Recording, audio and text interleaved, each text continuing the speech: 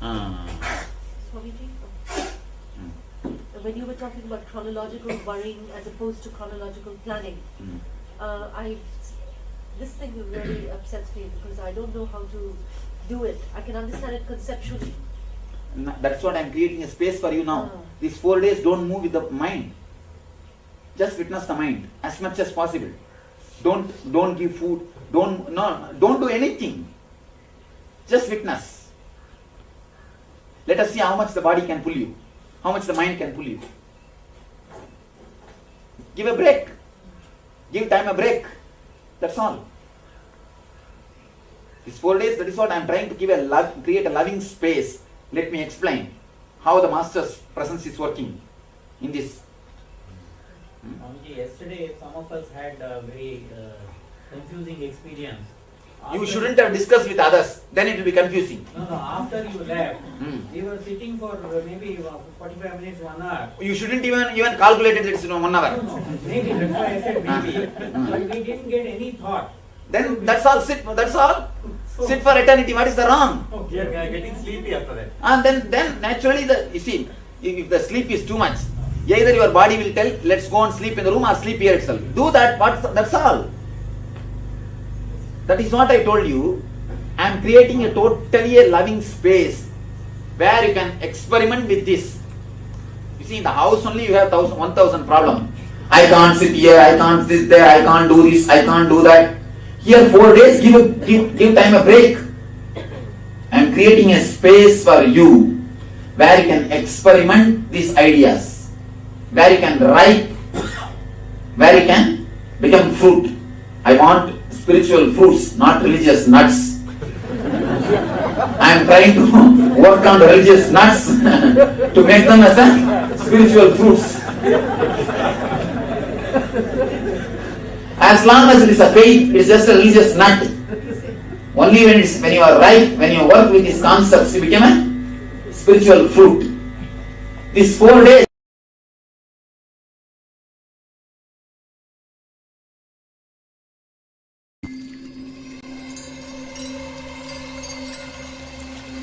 I welcome you all with my love and respect.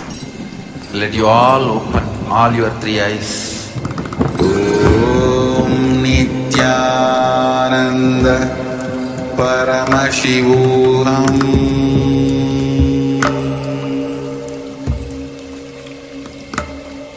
Om Nithyananda Paramashivoham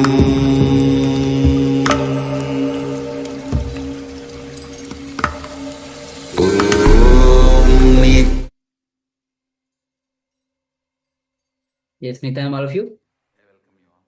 So, Swamiji beautifully shares about the flowering of the Atman, which is the very theme of today itself. How Swamiji introduced about the time shaft theory, how past continuously goes into future and future itself goes on to past. It is our future is nothing but the reflection of the past. Only in the present moment we can touch that eternity when our thought per second is 0. When we have high thought per second, we have lots of thoughts and we are away from eternity, the time shaft, the eternity, Nityatva. When that thoughts per second decreases, we are very close to the present moment, from where we can see the past, future, and present, which is, Swami says beautifully, this all are together and one and the same. So with this, let's enter into the internalization exercise. Yes, so the internalization exercise is introduction to Atma Spurana, introducing yourself to yourself. Introducing yourself with your track record is pretty much like saying, all right, here is my track record, you can now trust me. We can be friends. But Swamiji beautifully tells us that we do not need such big files. We do not need a credit report in order to create friends. We do not need to show our track record. Showing our track record is like showing a credit report. You can trust me now. And trust me, we can be friends. Understand this, try this new experiment of creating new friends. Yes. Don't go to your own family or friends. If you go to them, you will bring back your old identity. So take few minutes in this experiment. Try creating new friends. There's a new experiment that we are actually entering into. So go to the people whom you don't know at all. So meet with at least 20 new people and express yourself in a new way without using your identity. See, whatever your identity that you carry, whether as a profession, as a relationship, whether you're a household or you live in this area, that area, this location, or any identity that you carry, or any track record that you have, that I have won this medal, I have won that medal, I have been championship and I have been champion in that championship, and no visiting cards also allowed. Don't give any visiting cards. Just create new friends without your old identity. So we'll be taking a few minutes for this. Let's enter into this new experiment. This is going to be exciting. So take this seriously. You can just go around, though meet a people whom you don't know, totally new people. Just meet them. Let's begin this activity.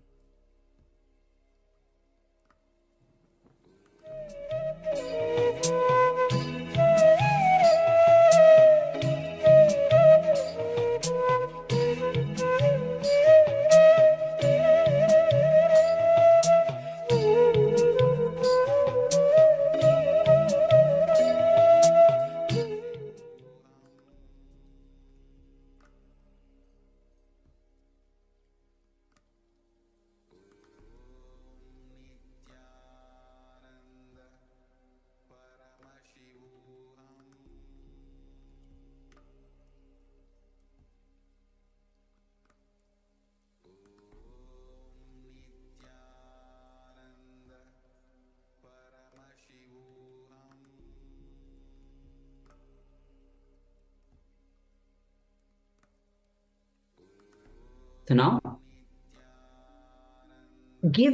write down all the new ways you want to, when you meet the new people and create new friends, how you will be introducing yourself in a totally new way.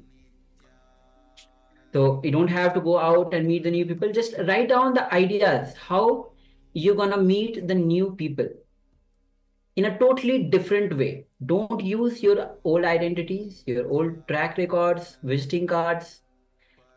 Just introduce yourself in a totally new way, creating new friends. So you can do this experiment, write down the new ways, how you are going to introduce yourself to the new people and create new friends. So let's begin this experiment.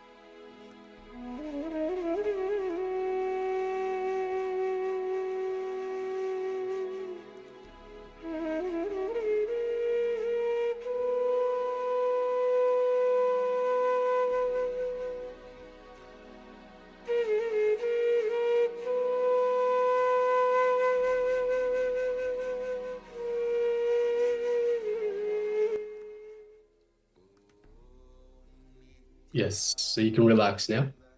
So this is an important exercise to drop your identity.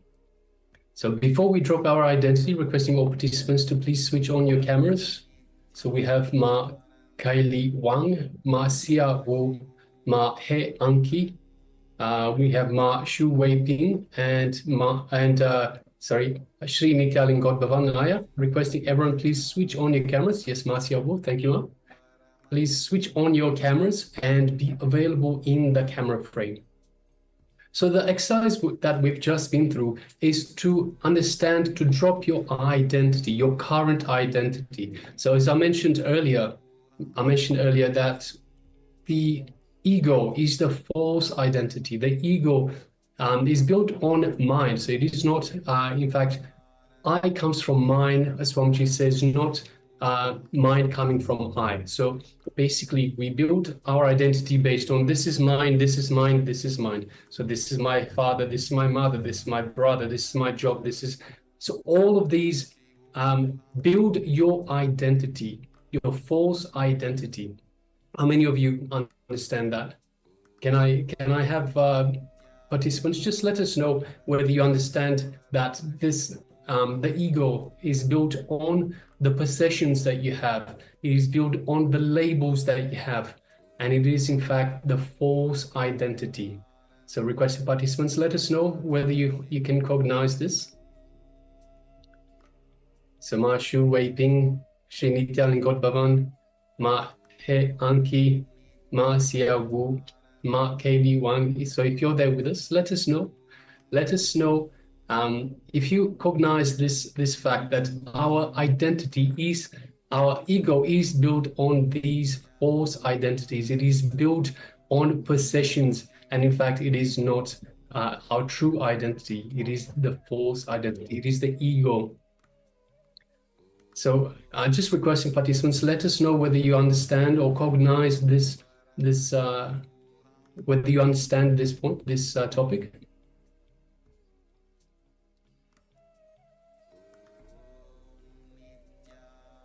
Also, do we have a translator for the room? Can you please let me know if we have translator for the room? Sri Nithyananda Godbhavan, are you a translator for this room, please? You can let us know in the comment box. Yes, okay, excellent. Thank you very much, Aya. So, so requesting participants, let us know if you understand this very idea, this very concept that the I, the ego, is built on mind, on possessions, on labels. This is mine. This is how I relate to the world. And so this is what we're trying to do in this exercise, to let go of the false identity, to drop the false identity by having a new way to introduce ourselves, a new way that doesn't involve, as we said, the business cards, it doesn't involve the labels. I am so-and-so's father, I am so-and-so's son, I am so-and-so's daughter. Without all of these identities, labels, and possessive concepts. So by dropping these, then you move more into the true self. So you let go of your identity with the ego, with the false self, and you move closer towards your true self, your Atman. This is the flowering of your Atman. So you come more into your true nature. And of course, as Swamiji told us beautifully about coming into the present moment, the restful awareness. The present moment is where the flowering of the Atman, of the true self, resides. All right, so next let us move on to the next segment, which right now it is a detox recipe, a detox segment for Nirahara, I believe, Nirahara. Yes, we have... So today, see, understand that whole Paramashivoham will be going through various kinds of detox.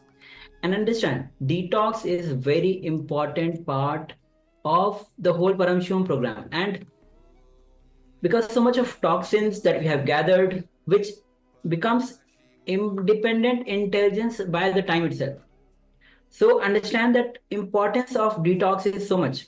Taking haritaki in the night, in the morning when you wake up, you do the intestine cleansing enema, you clean your nostril, cleanse your eyes, do yoga, and various other types of detox. Understanding that detox is very important aspect of a super conscious breakthrough. Only when you start detoxifying from what you have, toxins that you have gathered, it gets released from the system. Your body system is ready to receive.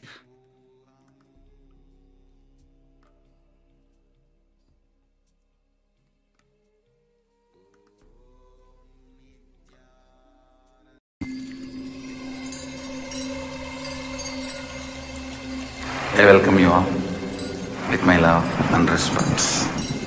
Let you all open all your three eyes.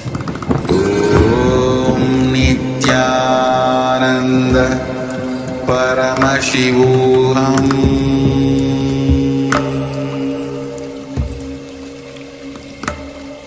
Om Nithyananda Paramashivoham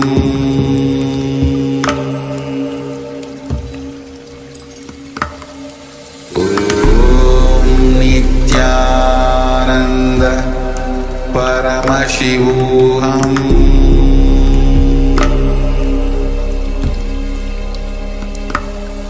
Om Nithyananda Paramashivoham.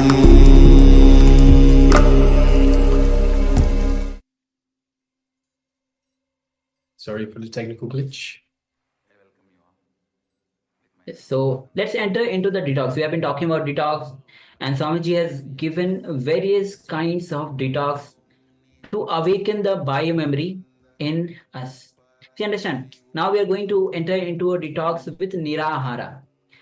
Now this detox awakens the biomemory to produce food directly from the air. Yes. See, understand? It might be for many of you might be so surprising or even magical that how can you live with the food directly from the air, not taking any food from outside. I remember one of the example that Swamiji gives when during his Parirajak Yatra, he found a sadhu who was actually seated in the underground, fully covered in the glass. 1 full year, he was in that glass without the, there was no option of the air or the food, even because the whole body itself breathes. Swamiji is very beautifully. The whole air itself, body itself breathes. Through that, he is getting the nutrition and he's alive. He doesn't need the food from outside. So let's enter into the Nirhara Samyama. Swamiji has given this Nirhara Samyama to all the people who are not in the actually not doing tapasya like how the sadhus do, but for the people who are living in society and yet that urge, that seeking is there within them. So Nirahara Sama is a gift from Swamiji to all of us. So understand, Nirahara means, Nirahara means without food, and Samyama refers to the integration of concentration, meditation, and absorption. So when these all three integrates, this is Samyama. Means when concentration, meditation, and absorption merge, integrates with each other, this is Samyama. So it is a state where one transcends the need for the physical nourishment while still sustaining energy through a spiritual practice. Nirahara Samya awakens the dormant energies within the body, leading to heightened state of consciousness. It helps in breaking our dependency on physical food and tapping us into the higher source of energy. Understand, Swamiji says very beautifully. The most root of all root pattern is actually the food. Food is the most, whether we don't want anything else or not, we want food. Food is our basic requirement. food is our basic need. So breaking that dependency on the physical food and allowing us to tap into the higher source of energy can be done through the Nirahara Samyama. So what is the lifestyle of a Nirahari? So a Nirahari is someone who practices Nirahara Samayama. So what is the lifestyle of a Nirahari? During Nirahara Samayama practice, you can drink any pure vegetarian liquids. You can have buttermilk, you can have milk, you can have fruit juices, you can have clear soup, as much as you want. So once again, you can have any pure vegetarian liquids. So pure vegetarian, you can have milk, buttermilk, any fruit juices, any clear soup, as long as it is vegetarian, pure vegetarian. So any clear soup, you can have these as much as you want. The idea is to don't bite into it. So we remove the need for biting. We remove the need for digestion, because everything is just liquid.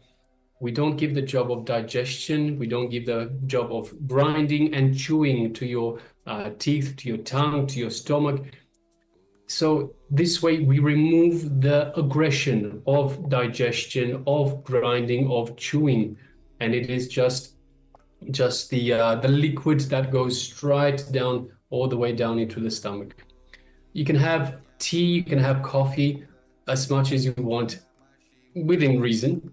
And once again, you can have buttermilk, you can have milk, fruit juices, soups, you can have vegetable juices as well, as much as you want, but make sure that it is liquid. So it must be liquid. There's no grinding involved, no chewing involved, nothing to do with the tongue either. It is just drinking straight, going straight into the stomach. So that is the lifestyle of a Nirahari. This is what you can have. And we'll go through, we'll next go into the exact schedule of this Nirahara Samayama detoxing. So next will be, as Maharaj already mentioned, we'll be going through the 21-day of Nirahara meal plan. So we actually will be projecting the slides for you, all of you, because Nirahara Samaya is one of the greatest gifts that Swamiji has given to all of us. So, and many people have shared their testimony on this Samyama itself. So as you can see, day 1 and 2 have only the liquid diets. And day 3 you can have the break, you can have solid food, the sattvic food, and make sure that you are having little, not feeding too much.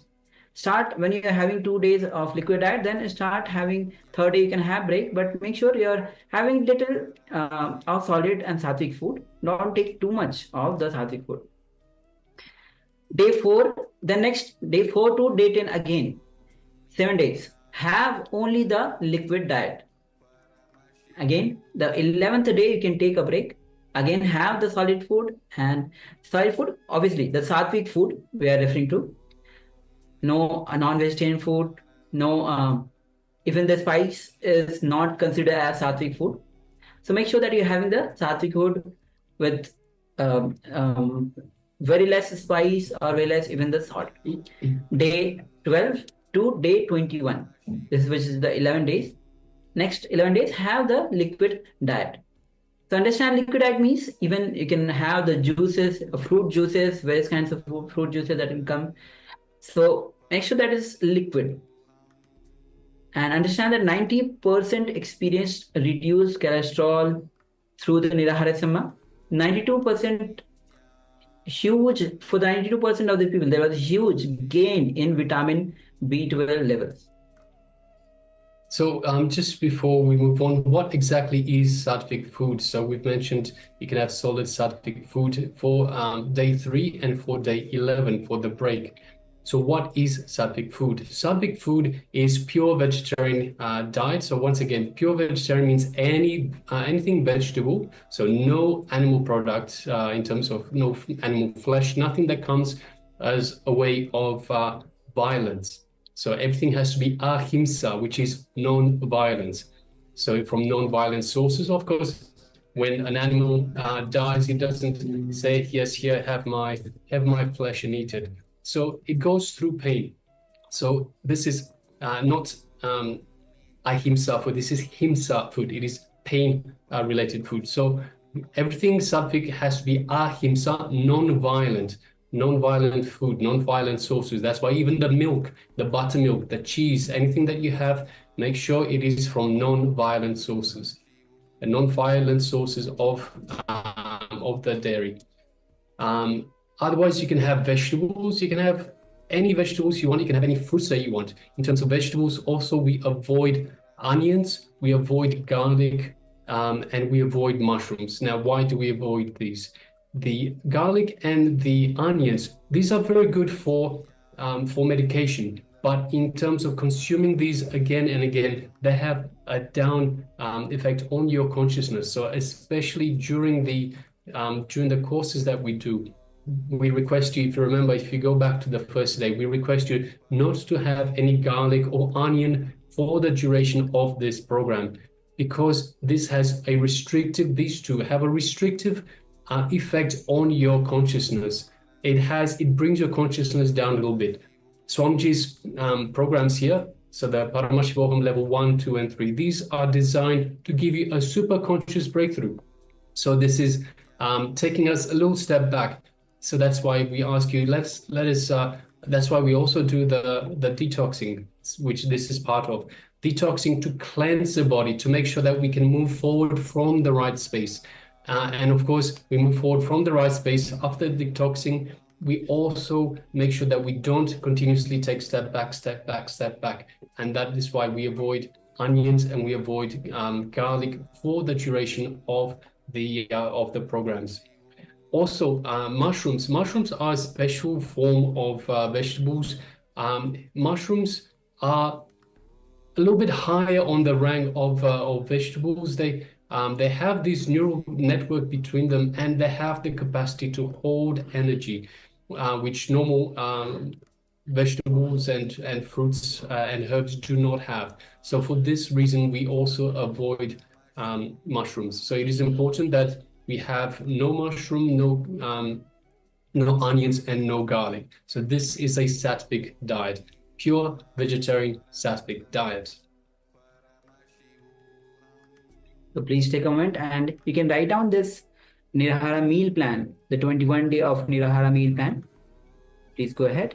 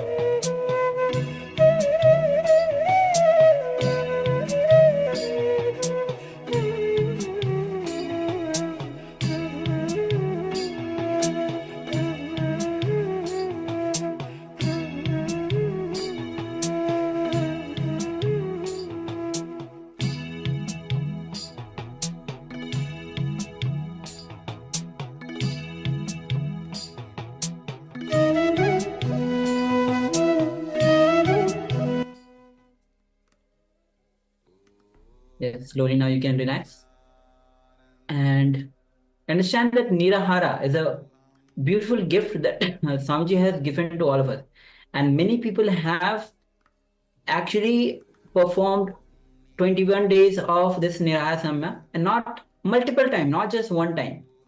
And of course, with the health, of course, they have reduced so many other benefits that people have shared is reduction in the weight, having the high digestion power. But apart from these physical and health benefits, there is the beautiful spiritual benefits, as it says, it awakens the bio memory to receive that super conscious energy. So with this, let's enter into the power manifestation. And today we are manifesting the power of remote scanning. This is one of the beautiful and exciting power that Swamiji has given to all of us. So in this round, we the Acharyas have a few items in front of us. Before we begin into the power manifestation, let's requesting all of you to switch on your cameras. Ma show vaping. Nityalingodvan, your camera is too dark. Ma Nad Yogini, your camera is fully dark. We're not visible. Hey Anki, please switch on your cameras. Ma Kalibang, please be available in the cameras. Okay. So in this round, we'll be manifesting the power of remote scanning. Means we Acharyas have few items in front of us. Through the power of remote scanning. See, understand, one example Swamiji gives of the power of remote scanning from Mahabharata. See, understand, Mahabharata is not myth. It is a history. History of Bharat, of India, where this Mahabharata war actually happened. So this is a time when Kurukshetra war is about to begin. The Mahabharata war is about to begin.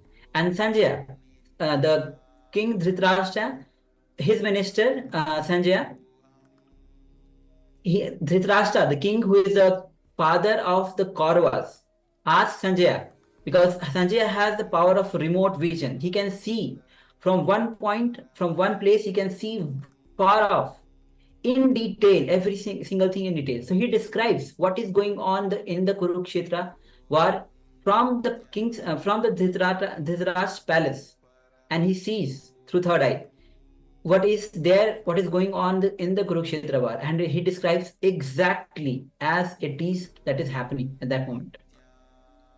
So understand this power of remote vision Swamiji is giving all of us. So we have Acharyas have a few items in front of us through the power of remote scanning.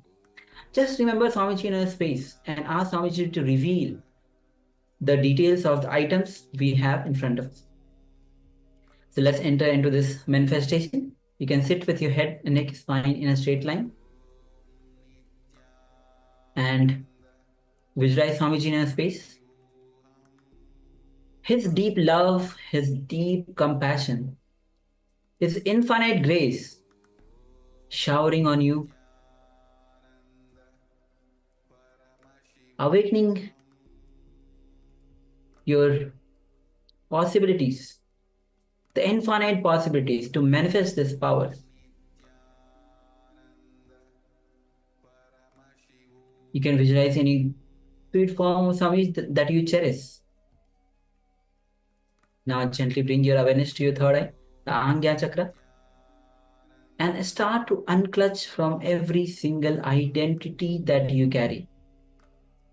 Whether it is a social identity, whether it is inner identity, outer identity, even there is a thought, a single thought, a few thoughts, even to raise your hand or to move out of the place where you are seated. Just unclutch. Go on unclutching. Finally, enter into the space of that pure unclutched space, the Nirvikalpa Samadhi. And connect to Swamiji with the Mahavakya. So let's start chanting the Mahavakya. Om Nithyananda Paramashivoham. Om Nithyananda Paramashivoham. Om Nithyananda Paramashivoham. As you keep chanting the Mahavakya, ask Swamiji to reveal every single detail about the objects that Acharyas are having in front of us. Let's begin this manifestation. Keep chanting the Mahavakya because this is a cosmic code that Swamiji has given us to connect with him. So let's begin this manifestation.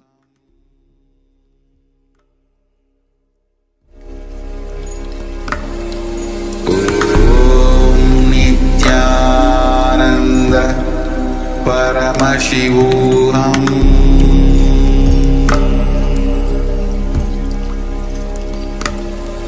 Om Nithyananda Paramashivoham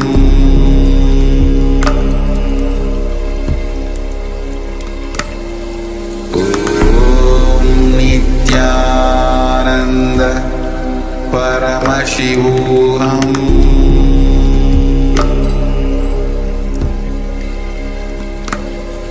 Om Nithyananda Paramashivoham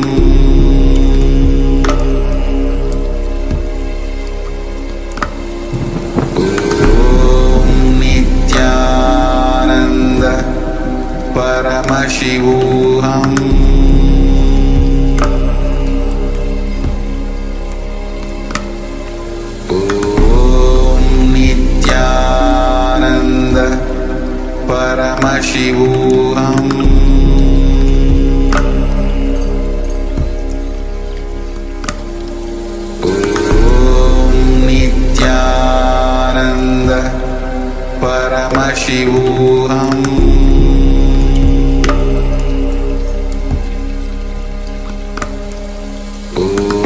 Om Nithyananda Paramashivoham Om Nithyananda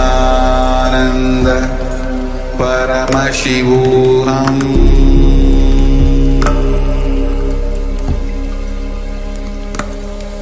Om Nithyananda Paramashivoham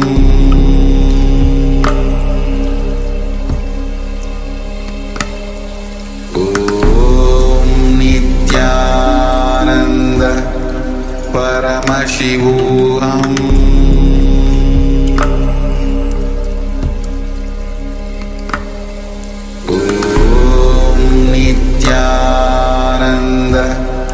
Paramashivoham Om Nithyananda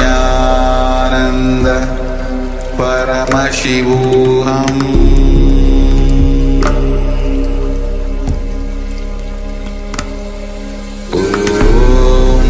Nithyananda Paramashivoham Om Nithyananda Paramashivoham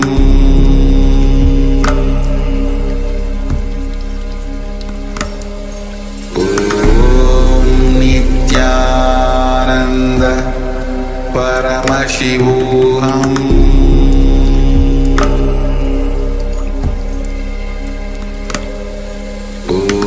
Om Nithyananda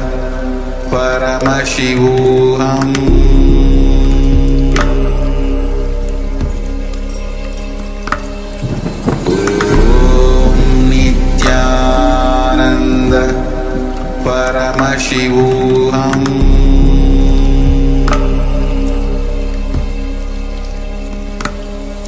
Om Nithyananda Paramashivoham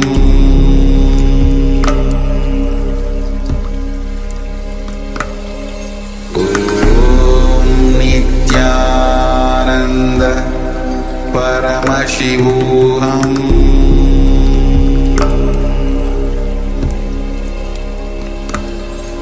Om Nithyananda Paramashivoham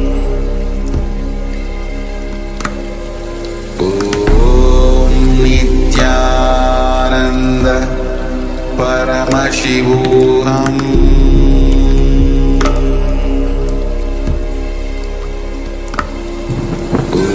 Om Nithyananda Paramashivoham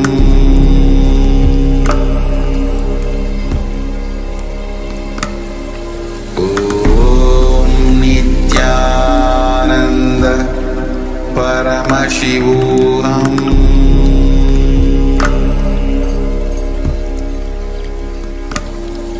Om Nithyananda Paramashivoham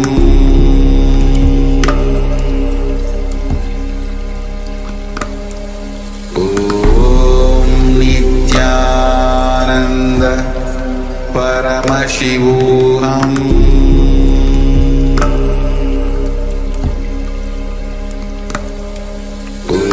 Om Nithyananda Paramashivoham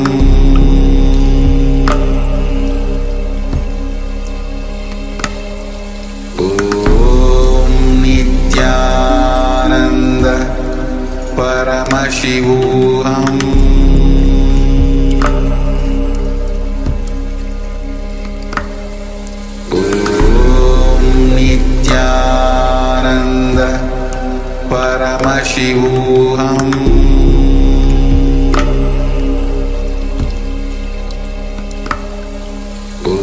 Om Nithyananda Paramashivoham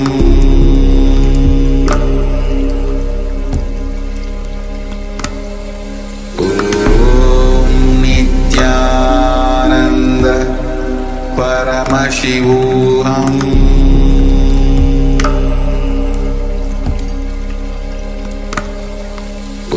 Om Nithyananda Paramashivoham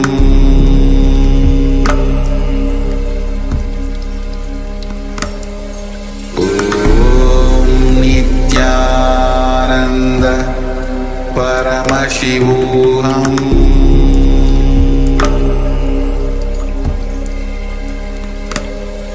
Om Nithyananda Paramashivoham.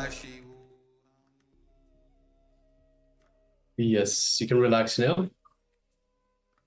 And take a moment and share with us your remote scanning of the objects that we have in front of us. So we have a small number of objects in front of us that we have set here for the purpose of remote scanning for you guys.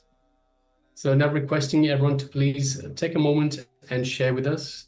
So we have a couple of sharings already. Srinita Linkodbavan that says something blue and round. Yes, thank you very much for sharing, Aya. And we have Ma Nada Yogini who shares a key. Okay, thank you, Ma, Yes, for thank you, sharing. Ma. And also would like to, yes, okay. All right.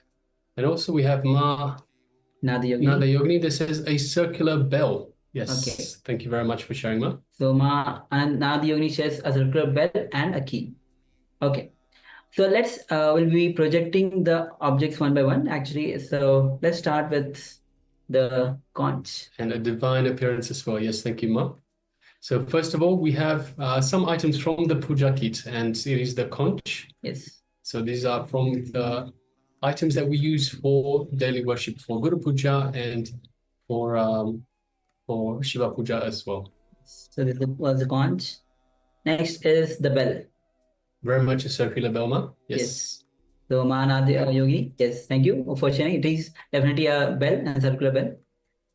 Next is again from the puja kit itself. It's a Aratikam object where when we do Aratikam, we offer this Aratikam to Swamiji himself. Yes, which is also round in nature, so you can see this part of the object itself is quite round.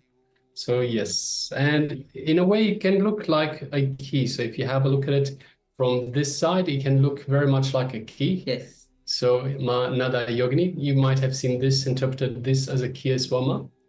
And divine appearance. Of course, the puja itself that we do is for that divine itself. Yes. When we visualize as Shivoham. So, Nadi Yogini have successfully and very beautifully actually manifested this power of remote scanning. Yes.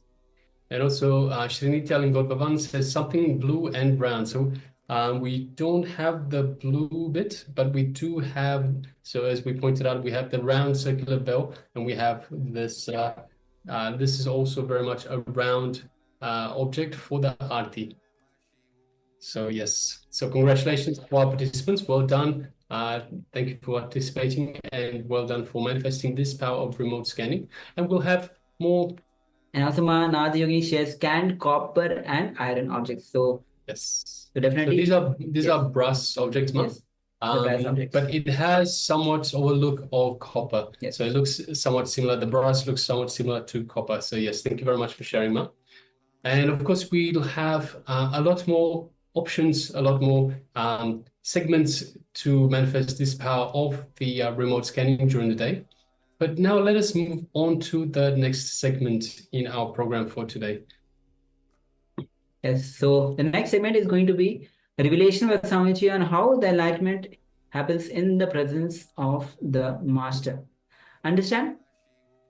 Actually, entanglement. So quantum, Swamiji will be explaining about the quantum entanglement in the presence of the master through the thought per second. See, understand quantum entanglement. It's a word that exists in the physics, in the quantum physics. So how the one object which is far off, even millions of years away from the another object, how when one object moves here, gets affected, that object which is miles and miles away from the other object gets affected instantaneously.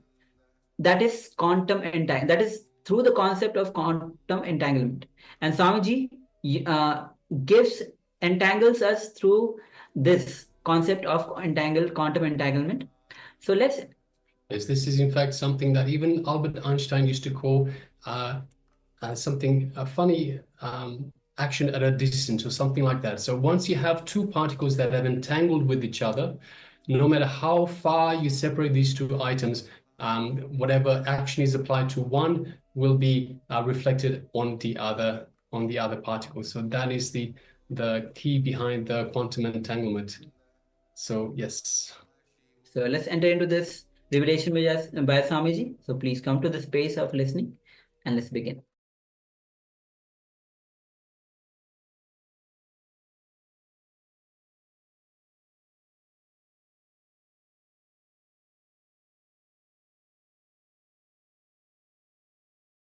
Problem starts. Actually, there's nothing else but Nithya. But when you start becoming very vague, you start creating an idea. It's like a mist. It's like a mist. How it happens, you can't say. You can say only how to escape. How to escape. You see, when you make a statement, there is nothing else except Nithya. That statement does not become your experience. It's only an intellectual syllabus which you read. And that's where starts the problem. Because you do not know what is Nithya, the first statement you make without experience. Let the first statement be made with experience. Then the second statement will not raise. This is chronological, coming back to chronological planning. That does, I mean, for example, I have certain things to get done. No. Simply it is not. At least in my work I can say very clearly. It is not. If you are having the problem, then first thing, please be very clear, you are not doing my work totally. Second thing, there is some clear-cut problem. You will not be able to do my work properly. Somewhere you are playing. Why do you play? Drop you. Get out. I will do my work. Just get out. You will see I will do my work. Everything will be done. Get out. As Surrender, Swamiji? Yes. yesterday I told you, create a gap between you and your thoughts.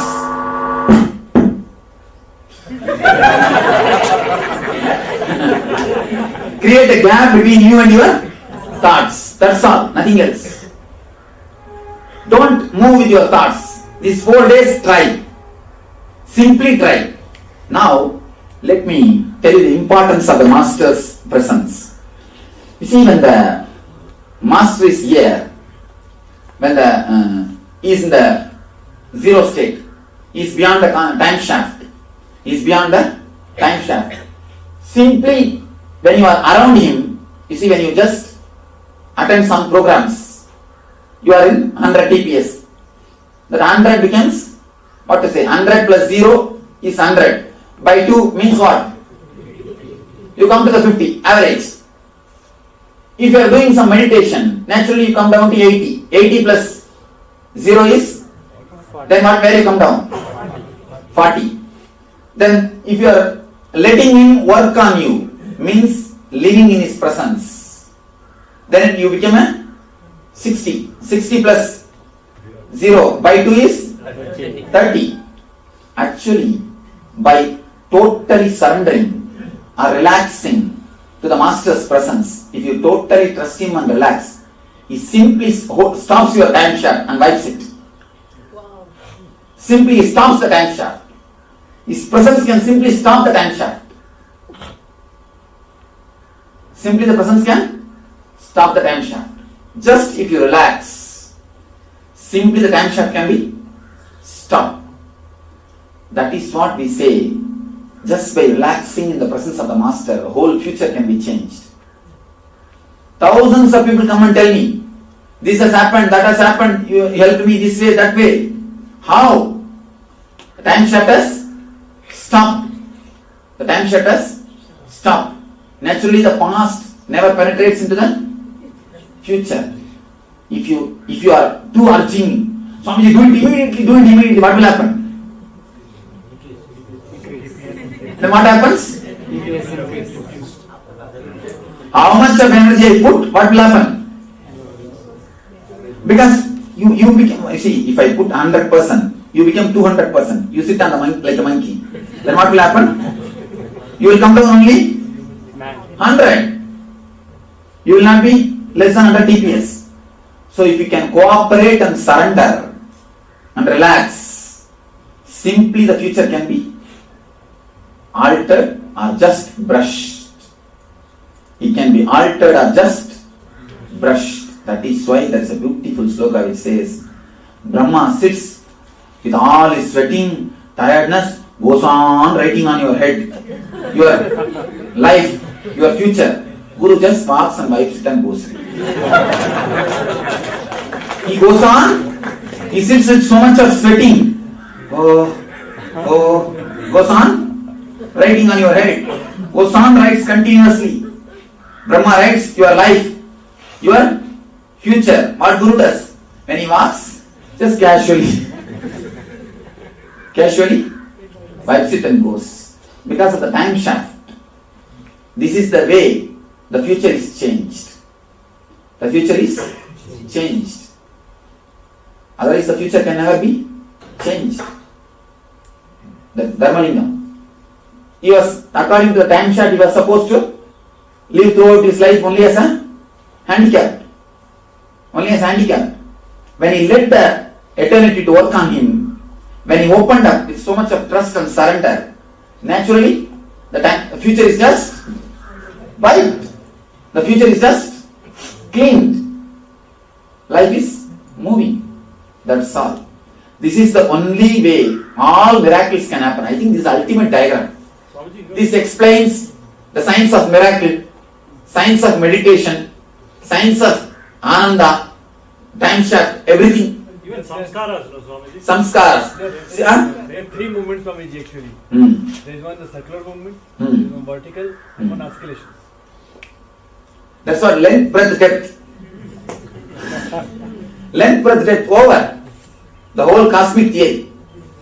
This whole cosmic theory. These vibrations only imprint samskaras. No, vibrations are only depth.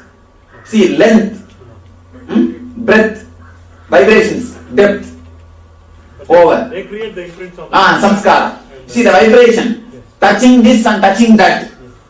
See, when you touch past and touch the future, you exactly reproduce the past into the future because you know only that. Tick put there. That's all.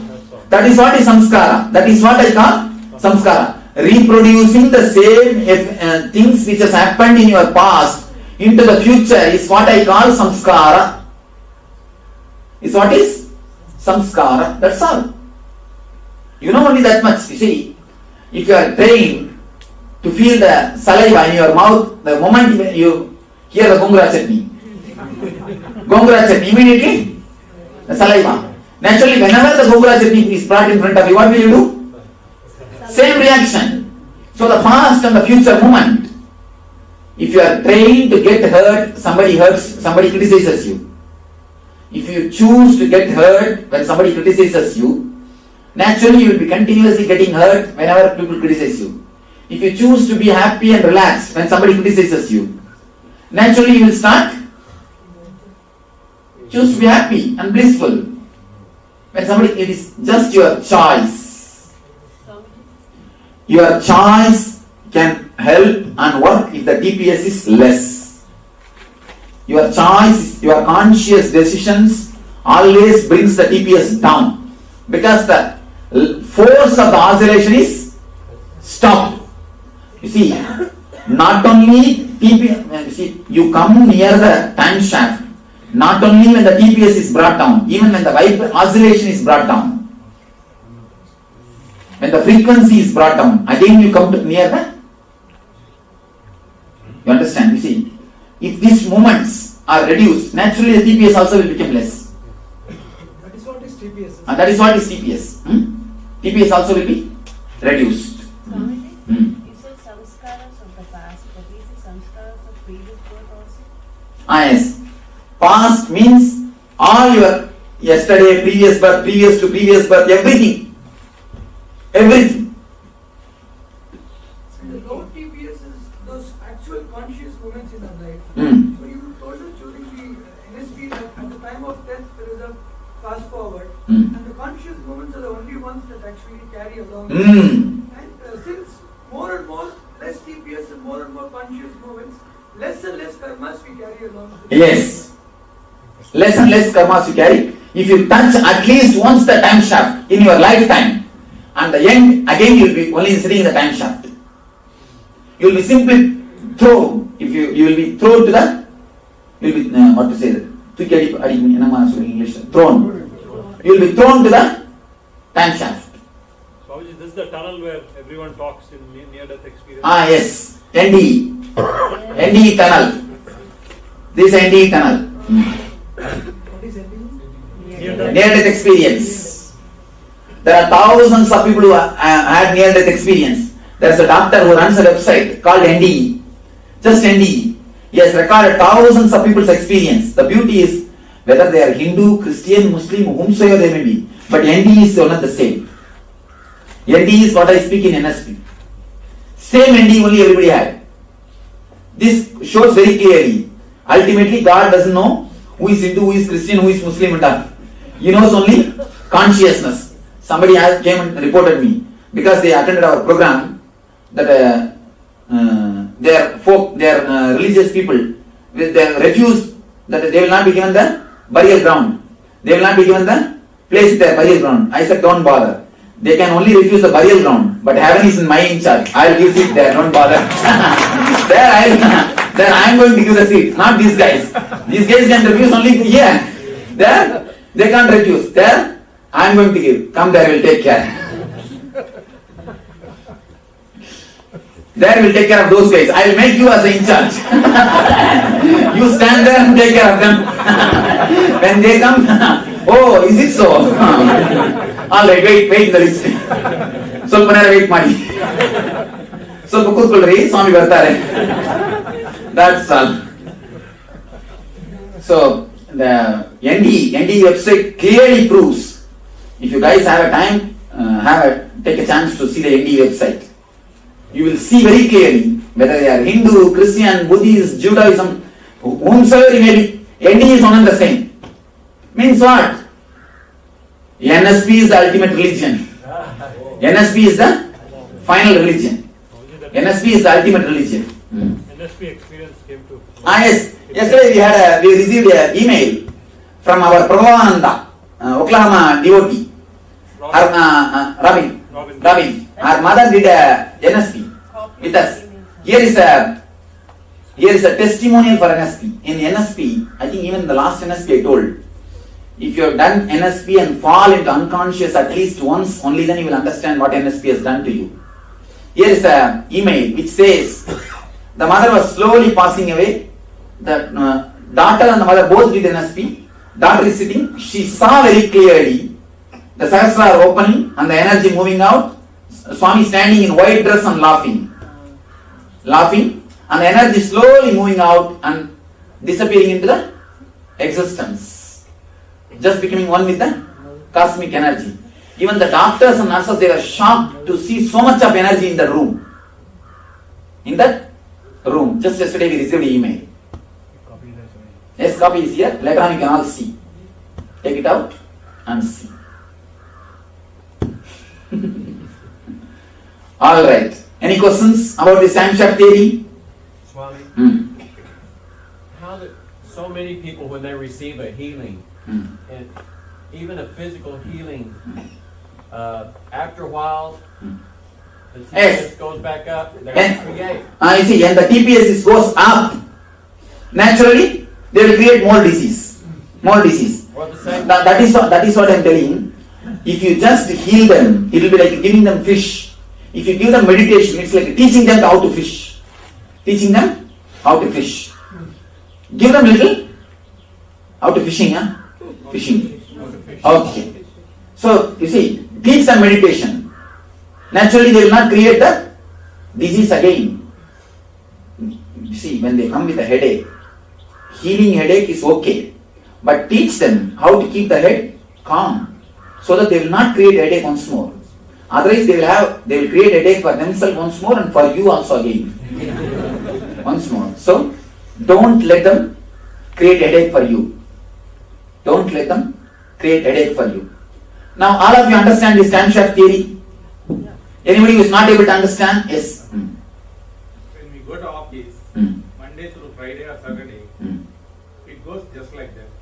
But in Sunday, I find the time is moving very slowly when we are not meditating. But in the same way, when we look at the year, last year Jayanti to this year Jayanti, it appears just like that too. How it is related to chapter? You see, it means in your life you have not met much of sufferings. Your TPS is, by naturally, your TPS is less. Something, what you are doing, you are enjoying. Some way. That is the reason you feel the time is flying. If you are feeling the time is flying, it means you can pat yourself. You are doing something nice. You are enjoying what you are doing. Then go ahead with your life, nothing wrong. Perfectly alright. But if you feel time is not moving, horrible, then naturally you have too much of TPS. Swami, I would ask you a question. It is more TPS.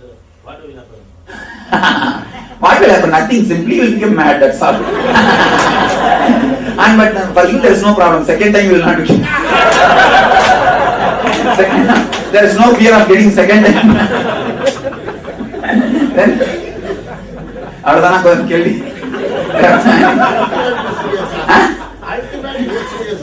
actually, no. The more TPS, more depression, that's all.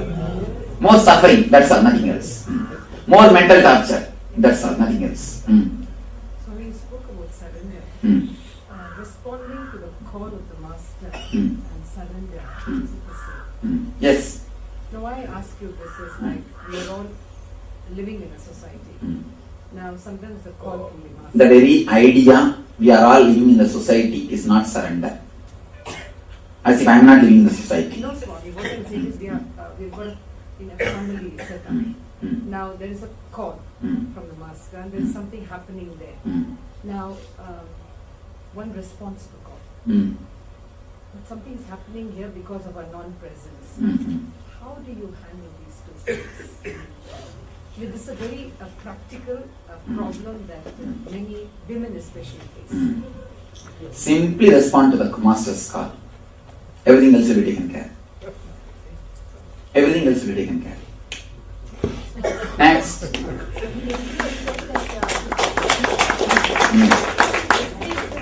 grace happens when you don't bring yourself in. But witnessing is the opposite procedure. You're increasing that distance. No.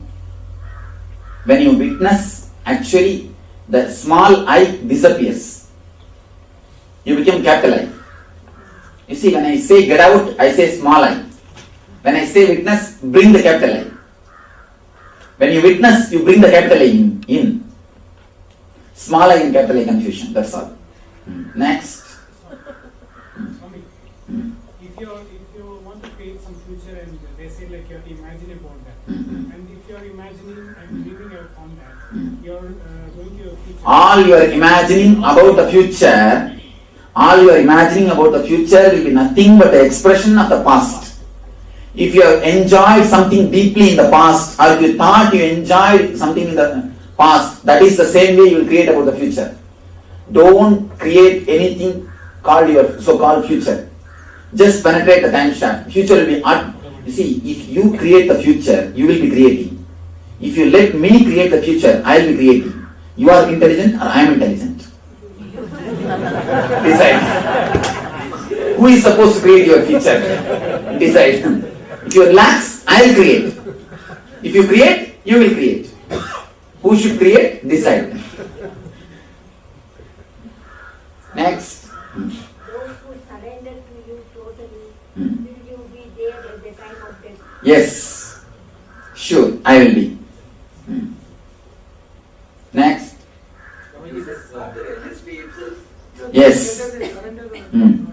Even after the NSP, whatever way you live, you will see that at the last moment I will be there. That's a gift for everybody who Yes. Who has done complete NSP. It's a pure gift. When you are totally surrendered, even physically, even your life will be there with me. You see, when you, at the moment of dying, just to have a physical master's presence or spiritual presence is not a big job, not a big deal. Having that presence when you are living also, that is the real beauty. That is the great beauty. Enjoying now, see, that's a big treasure. Will you say, let it be there, after 50 years you will enjoy? No. If you really understand it's a treasure, you want now, let us enjoy. Why tomorrow morning, tonight? Now. Naturally, you will say now. If you don't understand, only then you will say, oh, anyhow, we have done NSP. Swami will be there at the end. That's enough, we will take care. Now let us sleep. Gala, Gode. Now, you will start.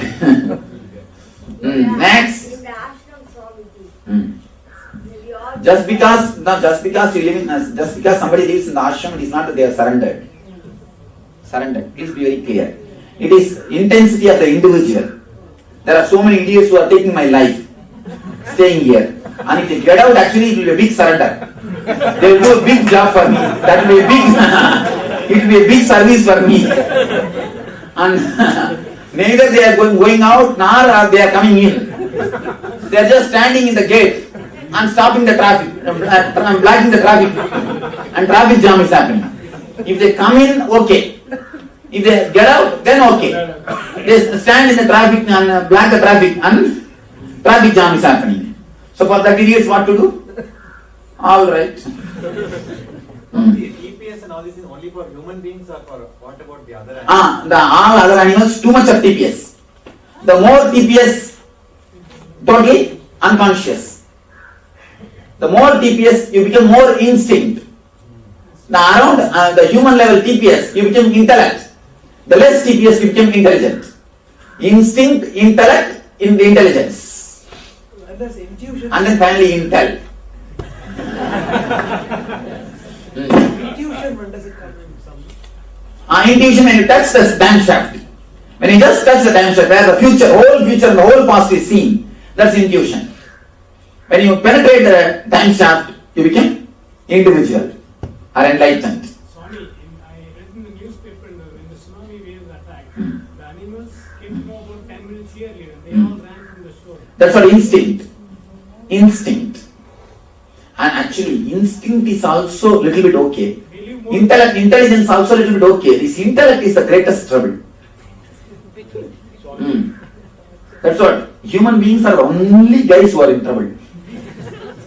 If you become enlightened, you have no trouble. If you are just animal, if you are a monkey, then also no trouble.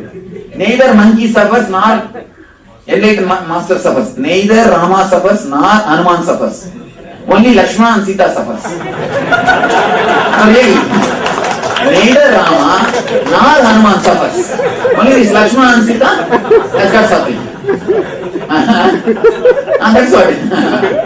Ravana and all these guys, they suffer.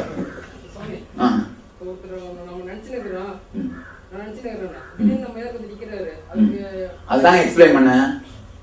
அதான் மழை explain பண்ணேன். English புரியலன்னு நினைக்கிறேன். உட்காந்துருக்கு பரவாயில்ல, நான் ஒன்றும் பண்ண முடியாது. ஏன்னா ஹோல் திங்க தமிழ்ல சொல்ல முடியாது, இப்போ டைம் இல்லை. அதனால தான் கிளீனா சொன்னேன். இங்கிலீஷ் புரியாதவங்க தயவு செஞ்சு வராதிங்கன்னே பல பேருக்கு சொல்லிட்டேன் நான். ஆத்தூர் அவருக்கு எலக்ட்ரிஷியன் மிஸ்ஸஸ்லாம் கேட்டாங்க. நான் என்ன சொல்றேன், என்னால முடியாது, வராதிங்க, அப்புறம் டெக்னிக் புரியாம கண்டபடியாத பண்ணிட்டு இருக்காதீங்கன்னு. அதெல்லாம் முதலே சொல்லிட்டேன் நான். என்னால முடியாது அப்படின்னு முதலே சொல்லிட்டேன். ஏன்னா ஹோல் திங் என்னால இங்கிலீஷ் எக்ஸ்பிளைன் பண்ண முடியாது. இப்போ அது அந்த ஆக்சுவலா அந்த ஒரு கான்செப்ட் தான் இந்த டயகிராம் புரிஞ்சா தான் எதையுமே எக்ஸ்பிளைன் பண்ண முடியும். What about mentally retarded people? There's a neighbor of mine has a mentally retarded. Too much of frequency only. Swamiji's dreams, once in a while you see impressions of some ancient times and something which you also again too much of frequency. Is it too much of frequency, Swamiji, or is it less frequency because you're seeing the future and past? No. And actually see, too much of frequency only you will see. In the less frequency, actually less frequency it will come different vision. Less frequency what comes as is a vision. Too much of frequency only dreams happen. You see, visions will not make you tired. The dreams will make you tired. In the early morning when you get up, if you are tired, dull, want to rest, tired of taking rest. And there are idiots I have seen in the ashram itself, they are staying. And early morning 10 o'clock, they will get up from the bed. The way in which they walk, you can see they are totally tired. This means what? Whole night dreams. Naturally, they are in trouble. If you are tired after getting up, whatever you had is dream. If you are fresh, alive, bubbling, jumping, if you feel like dancing, the moment you come out of your bed, the moment you get up, not even come out of your, the moment you get up, your steps should be more like a dance instead of steps. Then you are having visions. Otherwise, it is just dreams. Does the mind get blocked if the frequency reduces? Does the mind gets blocked? When the frequency reduces. You know, mind gets open when the frequency reduces. Mind gets black only when the frequency increases. It becomes solid stone. Blackage. Swamiji, there was a theory about one scientist. If the person is able to move beyond the speed of light, he will become infinite weight. Yes. No, not infinite weight. It will become anima. Anima, Mahima, Lajima, Karima is one and the same. Anima means what? Just becoming the whole. Lagima means what? Just becoming nothing. Becoming nothing and becoming whole is one and the same. He says it will become a big weight. I say it will become nothing. Both are one and the same. But what is the connection with the speed of light to that? Why one has to travel beyond the speed of light? You see, this all frequency level. In certain frequency level, you are a human being. In certain frequency level, you are in the dream world. In certain frequency level, you are in the causal body. In certain frequency level, you are in Deva. He says about the Devaloka. It is thought that this more speed. physical, whereas this is all of the thought. Physical thought level is one and the same. Nothing is two different things. The more, if 100 TPS means you are physical. If the TPS is less, you are mental. That's all. Your thought and you are not two different things. Please be very clear. Your thought and you are not two different things. You are totality of all your thoughts. All your thoughts put together is what is you. Swamiji, when we are working against some time targets, though we enjoy the job and still do it, we always feel we are running short of time. Again, the TPS is too much because of worry. We are really Yes. the job which we are enjoying. Again, then pressure brings the TPS. You may enjoy the job, but not the fear. Again, pressure brings the TPS. Swami, is a body structure related to our thoughts? Yes, directly. So we can change it. Yes, simply you can program your body. Now I'm coming up with a book called Designing Your Body. Designing Your Body. Nitya Yoga. Swamiji, in one of the lectures, you talked about energy going up, the 7 energy centers. And you said once it comes to the naval center, then people have the ability to predict the future. That is what? You touch the time shaft. Okay, so they are linked. Linked. Low TPS is operating from the state of the being. No, I am operating. Lower TPS is what is operating from the state of the being. And also one small doubt is that you said when we come close to you, we feel the presence. People who got Anandagandha initiated in universe. Why does the Anya also? If you are centered on the particular chakra will start working. Music and And one more thing, all my music is having my presence through ears. I am giving a big rubber stamp. Understand? All my music is having my presence through your ears. All my pictures are having my presence through your eyes. Doesn't it go straight into the chakra if you focus on the chakra? Doesn't need the ears. If someone were deaf, could they actually still receive it directly?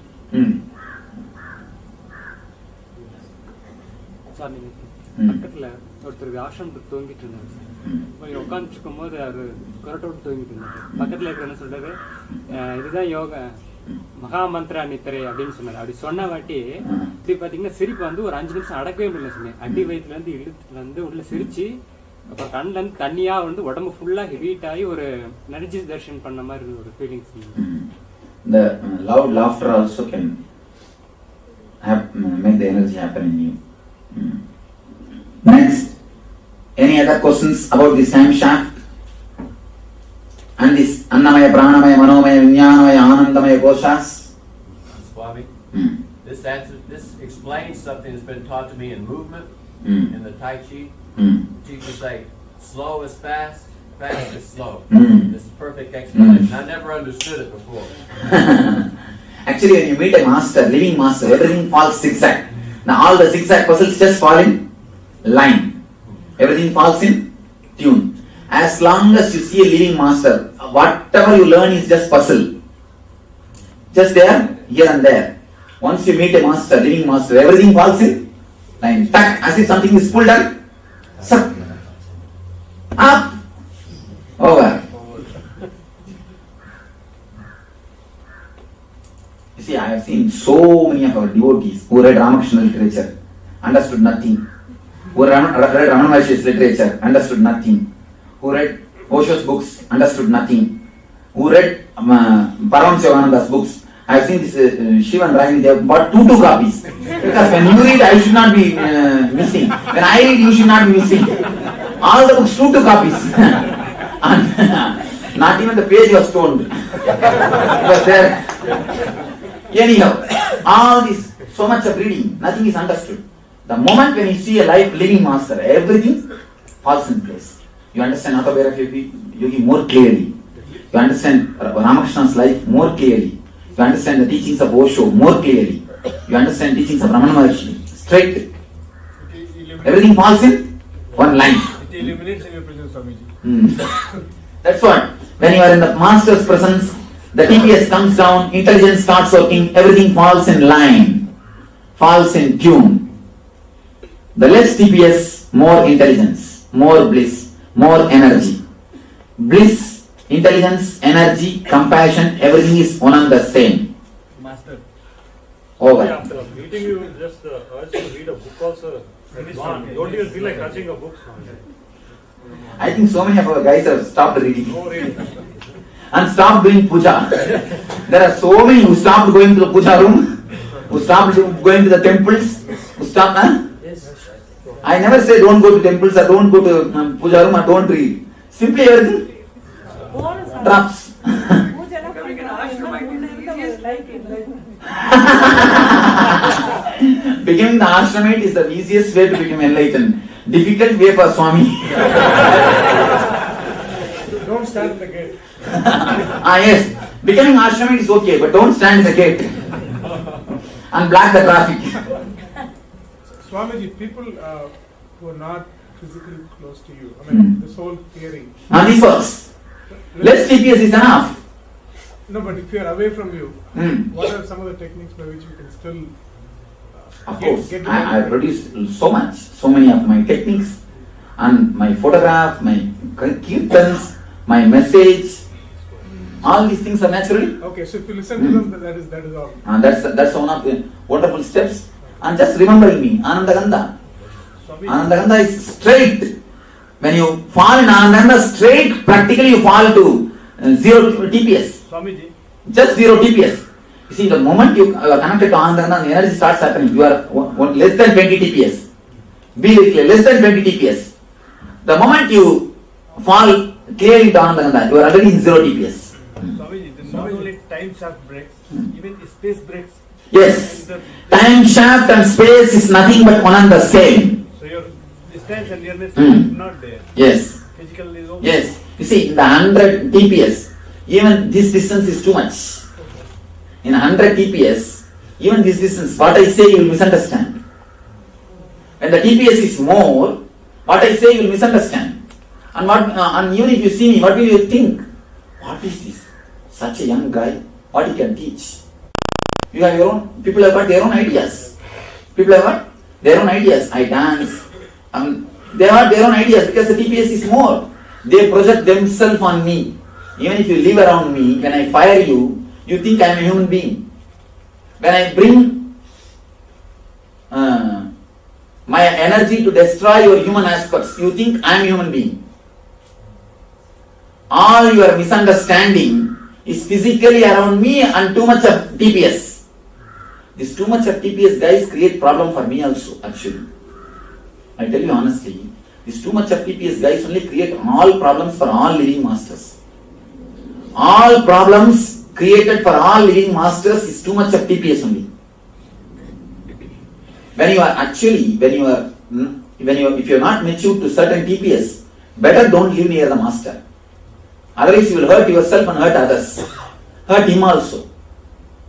So, if the TPS is less, even if you are sitting in San Jose, you will be falling in tune with me. No problem. If the TPS is more, even if you are sitting here, see there are so many idiots sitting here, continuously around me, but nothing is happening. Nothing is happening except the septic tank gets filled. Except filling the septic tank, nothing happens.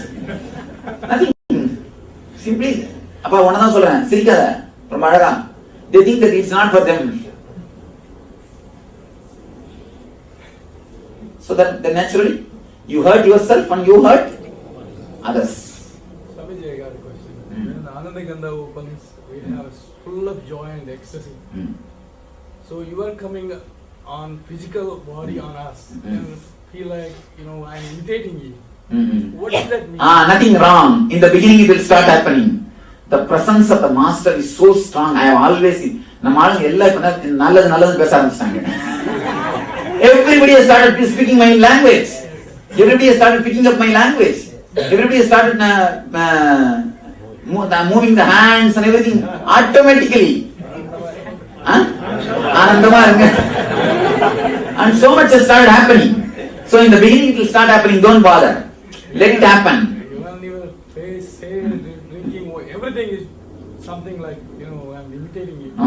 So naturally it starts happening. If it starts happening, don't bother. Relax. And automatically when it is necessary, it will disappear. Only thing, don't make a throne and start sitting. That starts little trouble. Not for you, for the people who sit in front of you. That's the only thing. Otherwise, nothing wrong. Start imitating. And imitating master is a sort of a wonderful way to enlightenment. Continuously you remember him.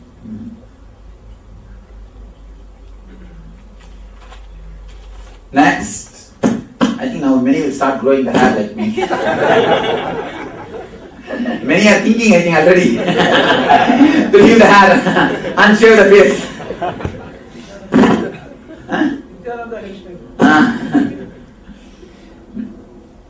We'll make this as a fashion. This dress and this hairstyle, and now I'm already working. The Mysore turban they brought and gave me. See, just like Mysore turban, we'll make the same thing in Kavi and have this and start selling our turbans. Let all our guys come and take one like a monkey cap. Everybody. That's all. Nithya cap. What they call Mysore turban? Mysore peta. Nithya peta. Okay. That's all. Actually, the master moves in the 0 TPS. So there is a special grace. It is not even a beauty. Be very clear. Grace. It's a grace. Nothing is arranged. Everything is so spontaneous. It's such a grace. Automatically your heart gets attracted. You see, every one of you want to go to the 0 TPS. Every one of you have a deep yearning for the 0 TPS because the 0 TPS is bliss. So all your search is nothing but 0 TPS. So when a man acts from that 0 TPS, naturally you start imitating him. You start imitating him. Simply, without even your knowledge, you start imitating him. So naturally you fall into 0 TPS. There are guys who act from 100 TPS. All actors, I think 1000 TPS. So when you imitate them, where will you end up? You will end up only in the 1000 TPS. You will try to have same like a bike, same everything, all the things. And you will try to do the same thing. You will end up only in the 1000 TPS. When you imitate a guy who is acting from the 0 TPS, naturally you fall into the 0 TPS. Your hero decides your path and your goal and your end. Your hero decides your path, your goal and your end. Swamiji, shall we say that scientists, great scientists, their TPS was low? For that one moment, without their knowledge, they fell into the low TPS, again they are thrown out. They didn't stay there. That's what I call Satori. Like Einstein. One glimpse. And they saw something. Newton, one glimpse. They saw something and they noted it down. Noted it down. Not even, that is not even a 0 TPS. They fall only to 40 TPS level, that's all. 0 TPS, you will know the whole science of the universe. 0 TPS means you would have produced a master philosophy. You wouldn't have produced such an idiotic theory which can kill the whole humanity. It's not complete, Swamiji. And moreover, when he has reproduced the formula also, he would have reproduced the formula which will have only help the society, humanity. You see, Buddha reproduced the formula, Vipassana. It can never hurt anybody. It can never hurt anybody. But Einstein's formula can hurt. The possibility of hurting itself shows the formula is not 100%. It's only the intellect, not intelligence. Swamiji, when he invented, he didn't implement for a negative. No. Even the possibility of hurting. Even that gate, if it is kept open, it's not complete intelligence. Buddha closed all the possible negative gates. You understand? Even the future possible negative gates will be locked by intelligence. So when a great master was there, then why he can't prevent those negative things to be happening? See, one thing, preventing negative things are different. When you produce formula, that time itself is doing is different. Just see. Now, for example, the negative formula is created and the process is also done. Now the product is ready to be launched. Then stopping is very difficult because already it is ripe. It has become a fruit. You see, when it has become a fruit, it's naturally difficult. But in the seed, the small thorny bush can be destroyed. But can it be destroyed if it becomes a big tree? It can't be destroyed if it becomes a big tree. So these formulas also, if it is in a very seed level, the producing time itself it would have been destroyed. But when it becomes a seed, and when it becomes a big tree, now so much of energy is necessary to destroy it. Come up with the question. Formula was invented after Buddha's. But Buddha was not physically alive at that time. As a enlightened master, he could have stopped whatever is going to happen in the future, like negative things. You said, that time itself you could have stopped the Einstein's happening. But every individual has got a total freedom. You see, people ask me, Swamiji, why don't you change my mind and make you as disciple? And so many people, especially all these wives, come and tell me, please Swamiji, do something to my husband and make him your disciple. I can't do that. I can't do that. I can't interfere in his freedom. You see, God gives you the freedom to be in bondage. Please be very clear. Even bondage is your choice. If the freedom also forced upon you, it is not a freedom, again bondage. You have a freedom to be in bondage or to be in freedom. So freedom or bondage is your choice. I can't interfere. Somebody asked Buddha, enlightenment is a great thing. Why don't you give enlightenment to everyone? He said, who wants? Bring them. Who wants? Nobody. So it is your choice. God never interferes in your freedom. He gives you the freedom to be in bondage. It's your choice. Swami, that is the reason why disasters like tsunami and all cannot happen. Yes. It's a corrective negativity. When it is become too much, earth nullifies itself. Swamiji, this is really a universal theory of spirituality. Really. Yes. Not theory. Theory means the theory is not. Theory is, you see, theory is a word, dead word. Philosophy is a dead word. Philosia. Darshana. Darshana means what I have seen. Exactly. Philosophy means what I thought. Intellect. Philosophy is what I think. Darshana is what I have seen. So this is a darshana. We can call it Nitya Darshana. Exactly. Nitya Darshana. And Darshana doesn't have English word for me. No, in Darshana don't have English word. Because in English no Rishi happened. No Rishi happened, nobody who had the darshan happened. You see, in Tamil there is no word for tsunami, because tsunami never happened in Tamil Nadu. Throughout the history, the tsunami never happened in Tamil Nadu. So there is no word for tsunami. They are using the same word tsunami. There is no word, because it has never happened. So there is no word for darshan, because darshan never happened in that area. All happened is philosophy. Philosophy. Only the intellectual theories. Suppositions. Not actual tatata. Darshana means tatata. Swamiji, pralayam is a Tamil word. But this is not pralayam. Pralayam means whole thing done. அதெல்லாம் கூட equal ஊழி காத்துனா மேல ஆள மட்டும்தாங்க, கீழே ஆடுதுங்க, அதெல்லாம் ஊழி காத்தா இல்லைங்க.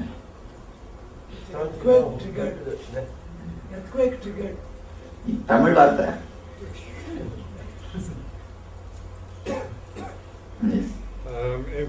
This sounds very simple, but in practice, I know that many people have resistance to lowering the TPS. To lowering the TPS? Yeah. Then leaving the high TPS itself and enjoy, that's all. That's all, nothing more can be done. There is no need to bother. You see, in the practical and theory, it is simply simple. It is simply simple. The moment you say it is not simple, you try to make it complicated. One more TPS. That's all. One more TPS. But materialistic world is high TPS, really. No, in the high TPS you are in materialistic world. When you are in low TPS, same world but not materialistic. You are not materialistic. The same MG road is there. Kids hang around every day night, but none of us go there. It's not that we entered in a different world. Same world. Everything is same. But we are only not going. That's all. Which is just witnessing or observing the thoughts that finishes the thoughts, that TPS weighs down. Yes, TPS simply falls down. Swamiji, you said while penetrating, if you are able to stay there for 11 kshanas. So, but kshana itself is gap between. It means Actually, to tell you honestly, by 11 chana, when you start staying, the chana concept will disappear. Just to give you an idea, our 11 chana, 21 chana means a small time. That's all. Actually, when you come to 0 DPS, there cannot be any chana. How can there be gap between one thought and another thought? That's all. In practical terms, Swamiji, staying there means remaining aware. Relax. Aware of the thought. Yes, aware. When you become totally aware of thoughts, when all your energy becomes a witness, there will be no more thoughts. When you intensely witness, thoughts will not be there. Because where is the energy to think? You will be totally a witness. What about greatest musicians? The TPS falls down. When you say you witness your thoughts, it's actually our mind which is looking at the thought itself. So that means Witness the witness itself. So the mind is still present. But when you start witnessing, the mind will not be there. Whenever you forget witnessing, only the mind will start moving. It's like you play the double game, ma. When you start witnessing, you play the game of the mind and you. It's like you sit in a chair and sit in the chair and speak. Sit in this chair and speak. Like you take a subject and you sit in this chair and speak for the subject. You sit in that chair and speak against the subject. Tak, tak, tak, tak, tak, tak, tak, tak. That is the game now you are doing. When you start witnessing, slowly you will stop moving to that chair. You will just become this chair. Naturally you will see. Who are you here as a witness? That you don't bother. That is still a different identity. The witness is what is energy. You became nobody. You became Nithya. You just became Nithya. Witness intensely. Witness the witness. So sometimes during the NSP meditation, the intense sessions we were having, the experiences were fantastic. But at the same time, it was as though we were seeing it from the outside. That is what? But does that mean that my mind is still active and it's viewing that experience? Your mind active and viewing is not your mind. Viewing is your being. Acting is your mind. So that experience is being witnessed by my being. Means you experience that you are witnessing. That is the real experience, ultimate experience. So it's not as though you forget everything. No. Why do you call the Zen masters one hand clapping? Yes, one hand clapping, frog jump in the pond, flop. Everything is this only. Basho Saiku and sound of a bamboo. Not bamboos, sound of a bamboo. And cones are basically supposed to reduce your... Cones are nothing but just breaking you, pushing you straight from 100 to 0. This NSP breaks what you give us a similar to cones. What you ask us to make plays and say, now you're going to play like this. Because, no, it's not more exactly like a cone. It's a different, you can call it Nithya cones.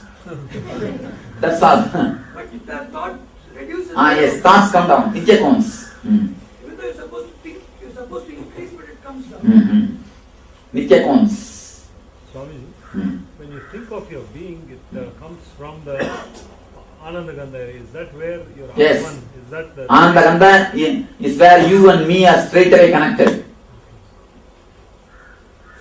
In the initial stages, since there is so much of yearning to see you, to talk to you, and to get the answers, or to be like, when the music is on, they're dancing with you, and we get emotionally carried away with you, slow down and all that. Later, the urge subsides. And then I started realizing that that's when you appear and give the answers. You see?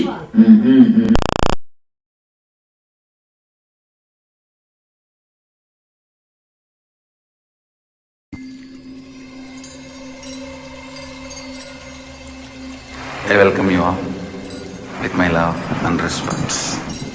Let you all open all your three eyes.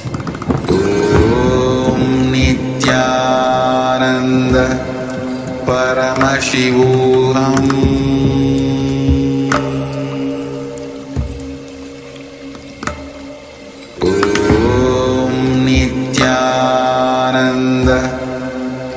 Paramashivoham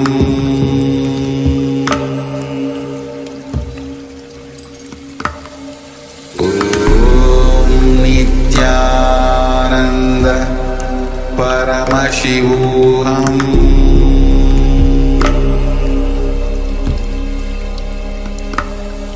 Om Nithyananda Paramashivoham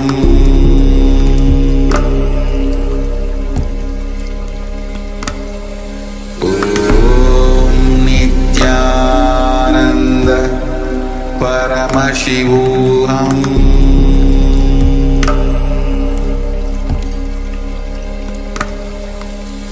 Om Nithyananda Paramashivoham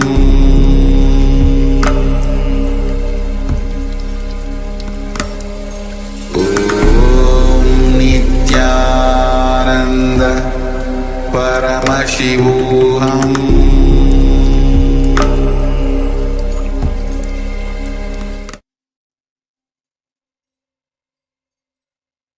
Yes, Nithyananda, all of you. So Swami shares very much who is your hero. That determines your life because you'll be following his path, his words. That's why who is your hero? What inspires you? What motivates you? That is very important. That's how you're going to live your life. That's why living, following, making enlightened master as a guru, incarnation, and Swamiji himself, who's an incarnation of Paramashiva, has landed on this planet Earth to give the superconscious breakthrough, which is the very essence, very purpose of every human life. See, at the beginning, Swamiji describes how there's a near-death experience about the experiment that was done. So, irrespective of the religion of the people, it was the outcome, the experiment result came out to be true as it is described is in one of the Upanishads. Whether you are cremated, whether you are burnt, whether you are put under the ground, ultimately you go through the same experience as described in one of these Upanishads. So it does not matter which religion you belong to, but how you leave the body, that is the same. So having connection with Swamiji, with the enlightened master, and Swamiji himself is the incarnation of Paramashiva. When you are connected with Swamiji, he takes care of how you leave the body. So making Swamiji Guru as your hero, because then only you'll be able to imbibe his powerful cognition, his truth, his even the lifestyle words in your being. Only then your whole life, because whatever whole life you spend, that only will come up at the end of the death. So with this, now we'll be moving on to the next session, which is going to be on the Kriya for the skin care. Understand that, as Swamiji already mentioned, there are 5 koshas that we'll be working on today. First will be the Annamaya kosha. So after the Kriya, we'll be working on the Annamaya kosha, which is the physical layer. So before that, we'll be entering into a cure for the skin disease, which very much is a part of the Annamaya kosha. So let's prepare ourselves to perform this, enter into this Kriya. Of course, because it's a Kriya, so you need a space for yourself so that you can perform the asanas, postures, kumkas comfortably without any interruption. And also, please keep in mind, these are a set. There's a set of 108 kriyas that Swamiji has personally developed. He has developed and he has tested these kriyas to make sure that that they are absolutely the best kriyas that we could have. So cures for illnesses, cures for diseases, cures for various different issues, such as the one that we're about to enter into, which is cure for skin problems. Now, it is important to understand, because these kriyas, they are guided by the Supreme Pontiff of Hinduism. It is in fact not just a kriya as such, it is very much a darshan. So it is the Supreme Pontiff of Hinduism. He has infused his superconscious energy into this kriya. So it is important for everyone. Please make sure that you come on camera, and it is best received. This kriya is best received if you are on camera. And also requesting everyone, please switch on your cameras, and also please make sure that you do this kriya. So even though, let's say, you might not have skin issues, but these kriyas, it's not just for the skin issues. So there are so many different benefits of this kriya, which go much beyond the skin issues. So even if you have skin issues,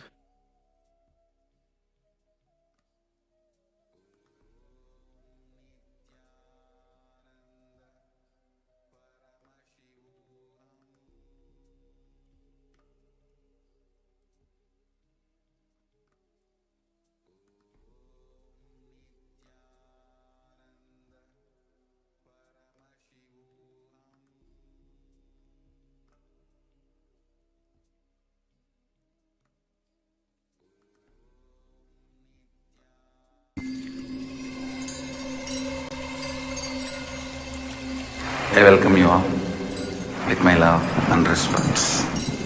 Let you all open all your three eyes.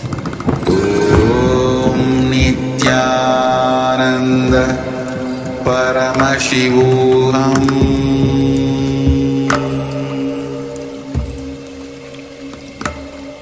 Om Nithyananda Paramashivoham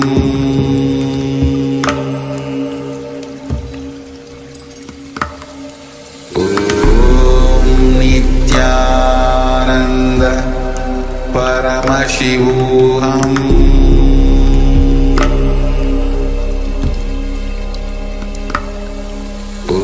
Om Nithyananda Paramashivoham Om Nithyananda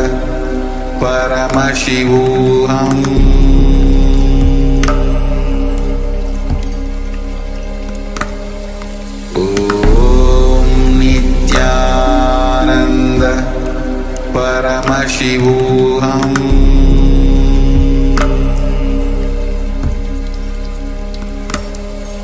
Om Nithyananda Paramashivoham Om Nithyananda Paramashivoham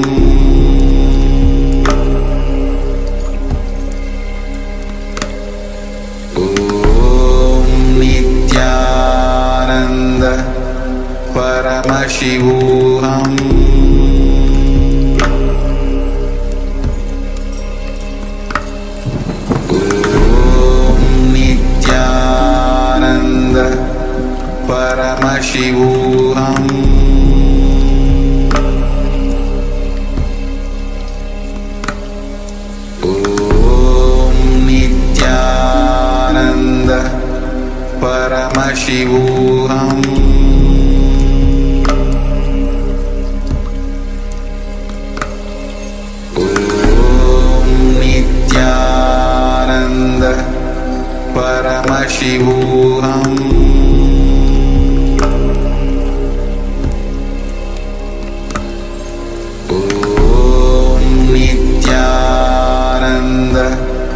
Paramashivoham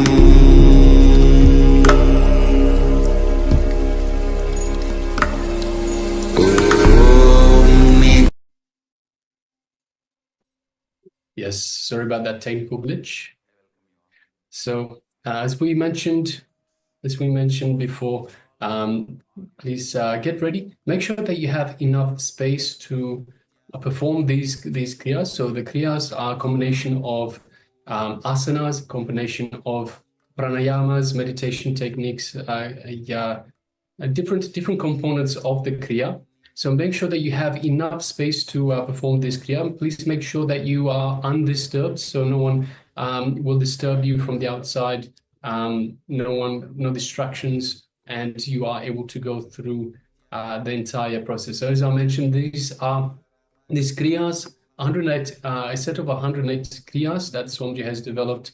They are personally infused with the super consciousness of the Supreme Pontiff of Hinduism. So it is like a darshan. It is in fact a darshan. So let us all get ready and receive the darshan of the Supreme Pontiff of Hinduism in the form of this kriya.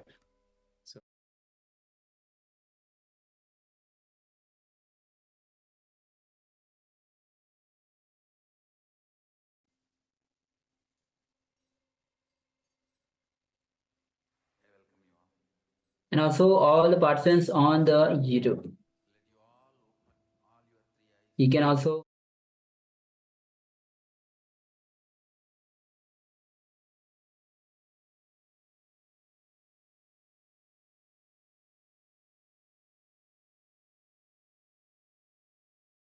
the problem starts. Actually, there's nothing else but Nithya. But when you start becoming very vague, you start creating an idea. It's like a mist. It's like a mist. How it happens, you can't say. You can say only how to escape. How to escape. You see, when you make a statement, there is nothing else except Nithya. That statement does not become your experience. It's only an intellectual syllabus which you read. That's where starts the problem. Because you do not know what is Nithya, the first statement you make without experience. Let the first statement be made with experience. Then the second statement will not raise. It's still coming back to chronological planning. That does, for example, I have certain things to get done. No. Simply it is not. At least in my work I can say very clearly. It is not. If you are having the problem, then first thing, please be very clear, you are not doing my work totally. Second thing, there is some clear-cut problem. You will not be able to do my work properly. Somewhere you are playing. Why do you play? Drop you. Get out. I will do my work.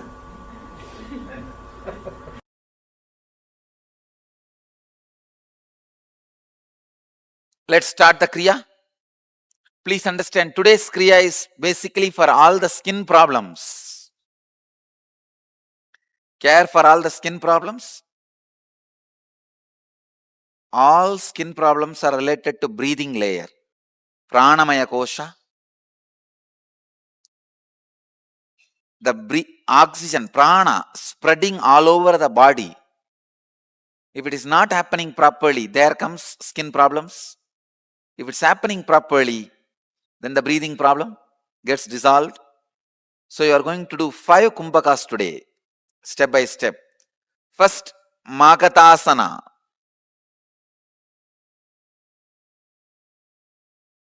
Magatasana. This is from Yoga Pratipika, 25th verse, 125th verse.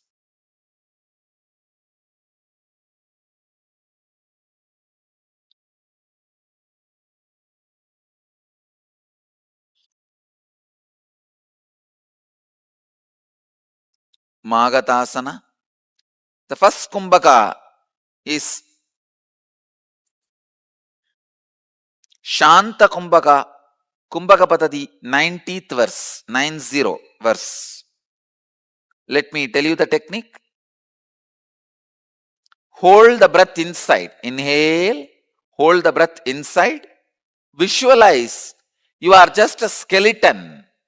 Your whole body is hollow, your skin, everything is porous there. Prana is coming in and going out freely. Your whole skin, outside the skin, inside the skin, filled with prana. You are just a skeleton, bone structure. Hold as long as you can. Relax when you can't hold anymore. If you want to visualize your skeleton, I can get the skeleton and show you. Just visualize yourself as a skeleton. See, just visualize you are just a skeleton. And the air is coming in and going out freely. Inhale, hold as long as you can. While you hold, visualize you are just a skeleton and the prana is going in and out freely. Your skin is not stopping the air moving into your body. Your air is moving into all your organs, parts of body, everywhere freely, till your backbone, till your bone structure. Do this 21 times.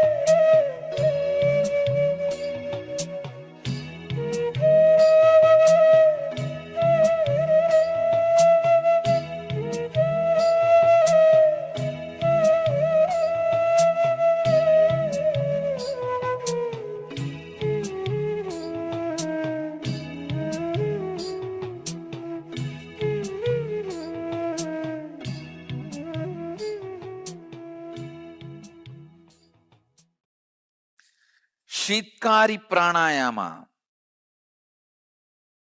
Continue to sit in the same posture. Press the lower teeth with the upper teeth and open the lips comfortably. Suck the air in through the gaps between the teeth. Be aware of the sound produced. After inhaling, close the mouth and exhale through the nose. Do not hold. Don't hold the breath. Just inhale and exhale. That's it.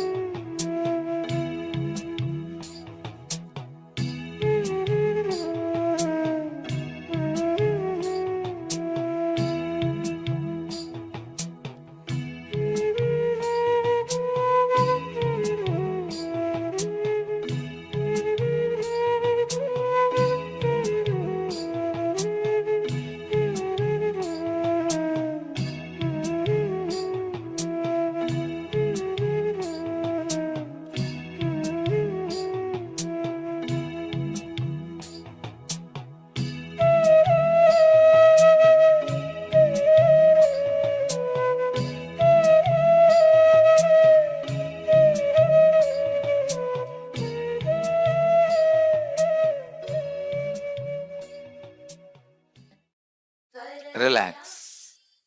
The next step, Bastrika. It's from Garanda Samhita, 5th chapter, 75th Upadesha. With a bellowing sound, forcefully blow out the air out of both the nostrils so that your abdomen gets tucked in. Slowly allow the body to inhale, like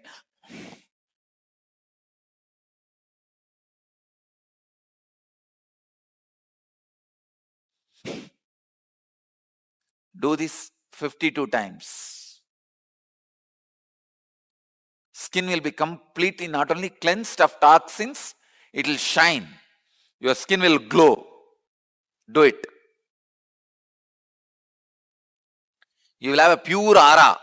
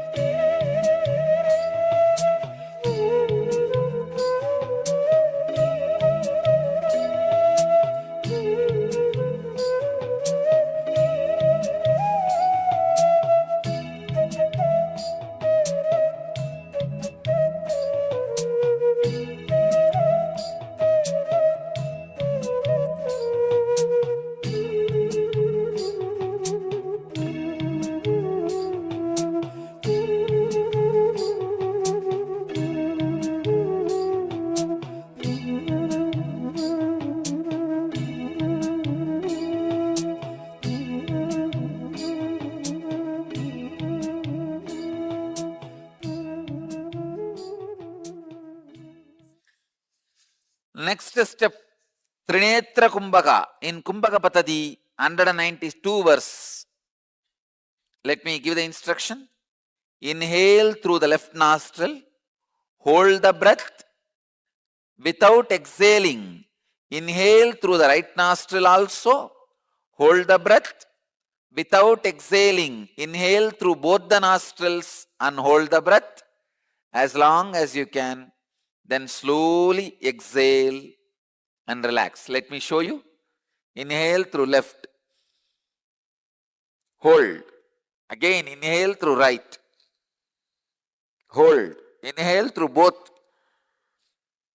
Hold as long as you can. Now exhale, slowly relax.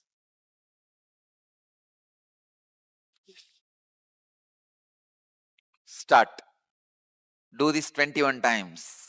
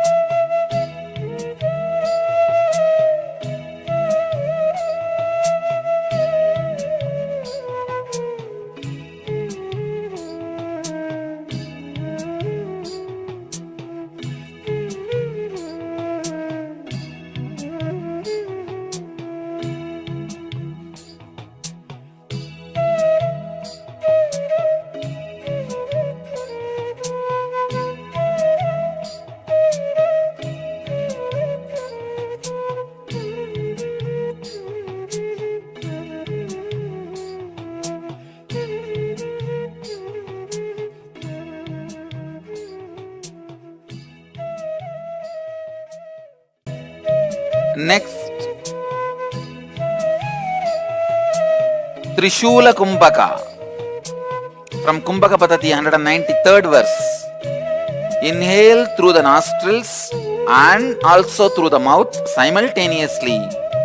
Hold the breath as long as you can judiciously. Now exhale and relax. Please understand? Through the nostrils and mouth. Inhale. Hold judiciously as long as you can. Then relax slowly. Do this 21 times.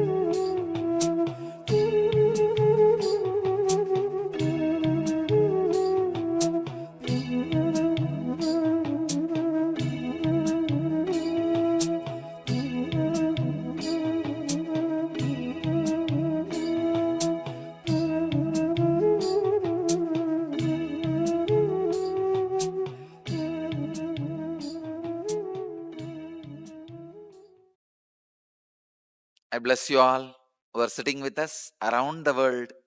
Let you all achieve, experience, live, express, radiate, and share the eternal bliss.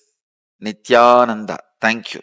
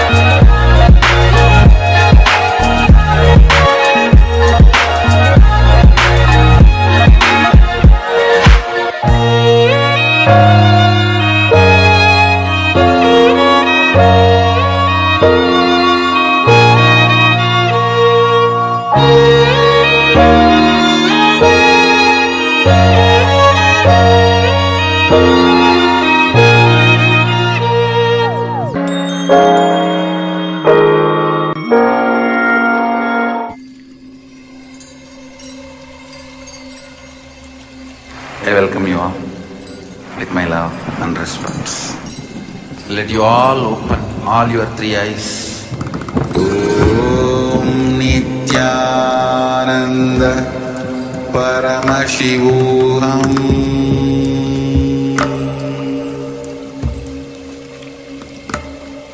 Om Nithyananda Paramashivoham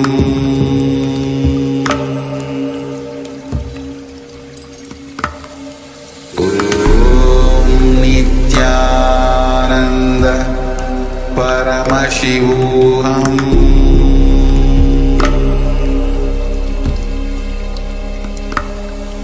Om Nithyananda Paramashivoham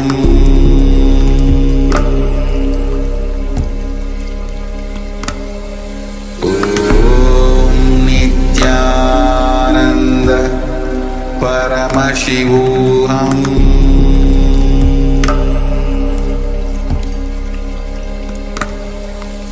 Om Nithyananda Paramashivoham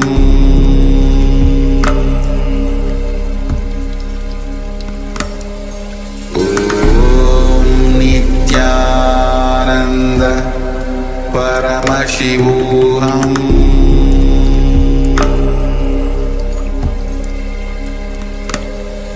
Om Nithyananda Paramashivoham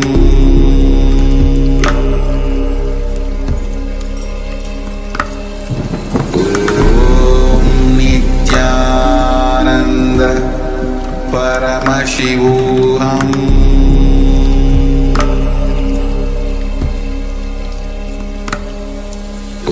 Om Nithyananda Paramashivoham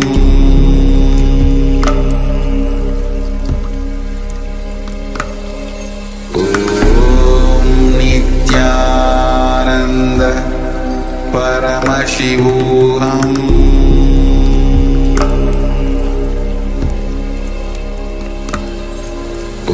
Om Nithyananda Paramashivoham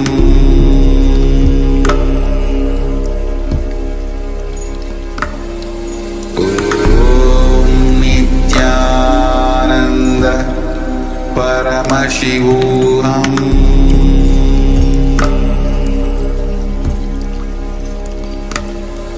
Om Nithyananda Paramashivoham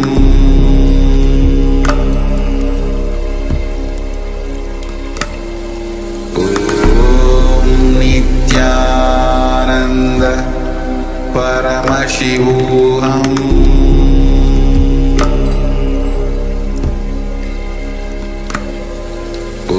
Om Nithyananda Paramashivoham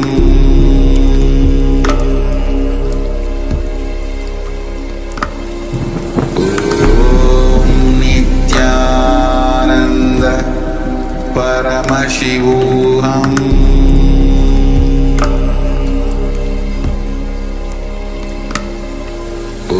Om Nithyananda Paramashivoham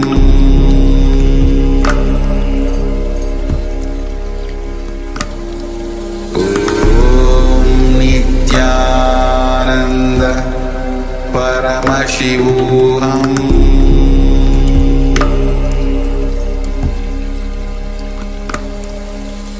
Om Nithyananda Paramashivoham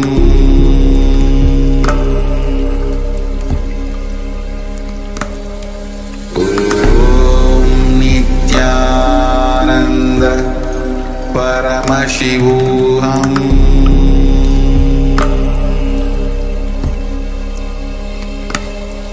Om Nithyananda Paramashivoham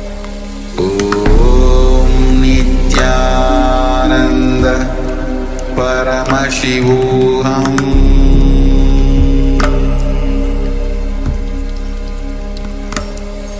Om Nithyananda Paramashivoham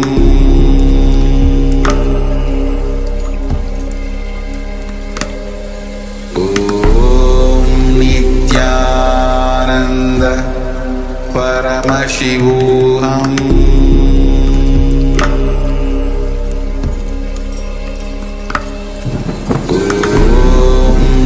Nithyananda Paramashivoham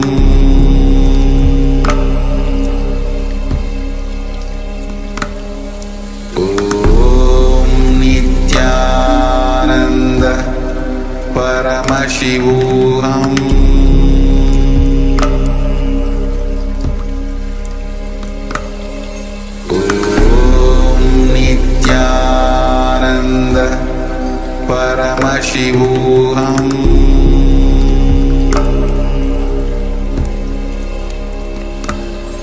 Om Nithyananda Paramashivoham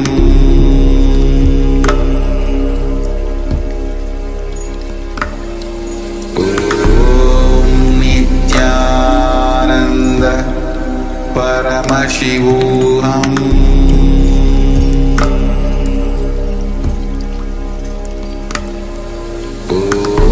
Om Nithyananda Paramashivoham Om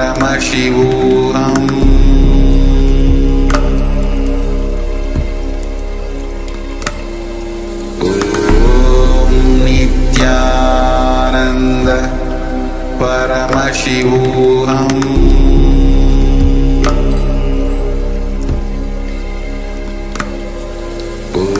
Om Nithyananda Paramashivoham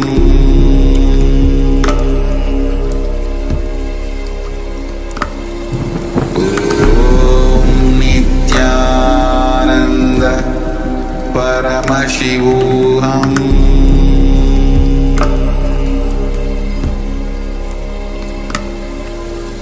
Om Nithyananda Paramashivoham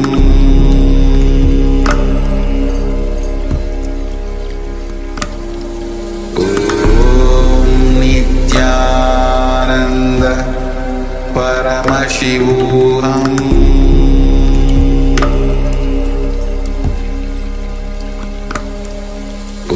Om Nithyananda Paramashivoham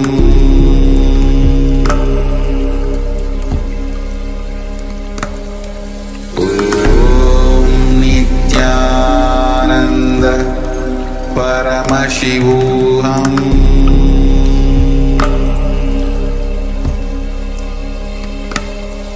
Om Nithyananda Paramashivoham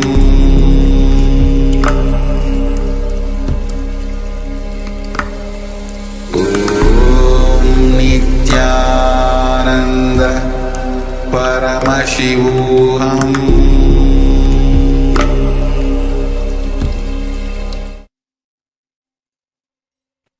Yes. Nithyananda, all of you. After this powerful Kriya, cure for skin diseases, let us now get ready as we are going to get into the next round of today's power manifestation. Requesting all the participants to please settle down. All of you, Ma Tzu Wei Ping, Ma Xiao Wu, Kairi Wang, and Ma Miri as well, Nithyananda Ma. Yes, let's get ready. And we're going to have the power of remote vision. We're going to enter into another level of this power. As always, we're going to various different variations of the same power. So requesting all the participants to please settle down. In this round, we're going to connect to another person and tell them to read something, and then scan what they are reading or visualizing. So best is if you can reach out to a friend or a co-worker, a family member, and explain the basics of this power manifestation and tell them to pick anything and read it or visualize it. And then you're going to scan them for exactly that. We acharyas are also going to read something. So in case you are not able to connect to anyone at the moment due to time zone difference or something like that, you can also scan the acharyas. Just take a few moments, make sure that you sit with your head, neck, and spine in a straight line that is most conducive for the Kundalini Shakti to flow to the higher energy centers. The best way to manifest the powers, especially initially, Swamiji clearly shared that once you are in that zone, once you are established in power manifestation, you can manifest these powers even while you are sleeping. Even in different states of consciousness, you will be able to manifest these powers. But initially, let's align our spine, our very own Merudanda, for the power manifestation to happen. Swamiji shared that human beings have the spiritual capacity because of all the animals. The human beings are spending most time with their spine in a vertical line. So when during the evolution, the humans started walking upright, that is when the tejas and ojas started being under the effect of gravity more and more. So these are the different energies that help us manifest the various different aspects of our life and intensify the expression of our will. So that is also when all the different powers got awakened in us. It doesn't mean that animals are not able to manifest these powers. They can be initiated, but generally, due to the alignment of their spine, the energies flow different through their body. So make sure that at any given time, you're sitting straight as much as possible. Don't sit stiffly or with a lot of pressure. Be in a relaxed manner, but keep your back straight. Keep your head, neck, and spine in a straight line. Yes, so requesting all participants, let us now sit comfortably and bring our awareness to the inner space, to our Ananda Gandha, which is just below the heart center. So if we have a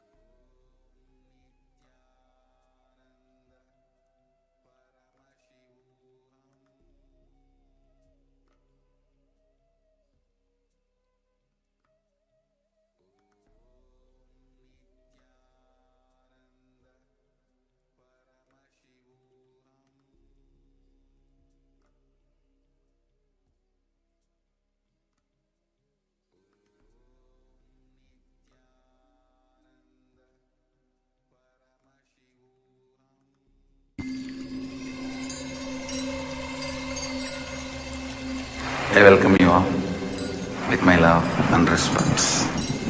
Let you all open all your three eyes. Om Nithyananda Paramashivoham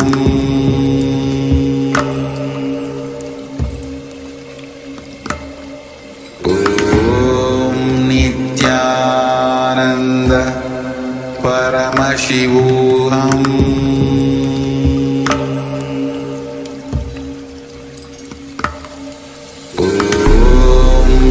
Nithyananda Paramashivoham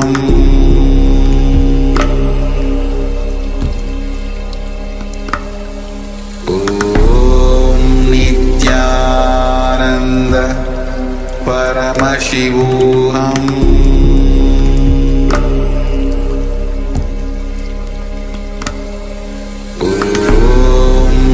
Nithyananda Paramashivoham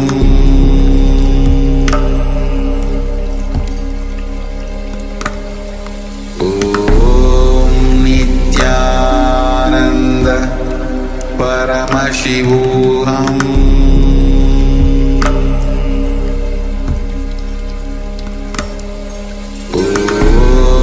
Nithyananda Paramashivoham.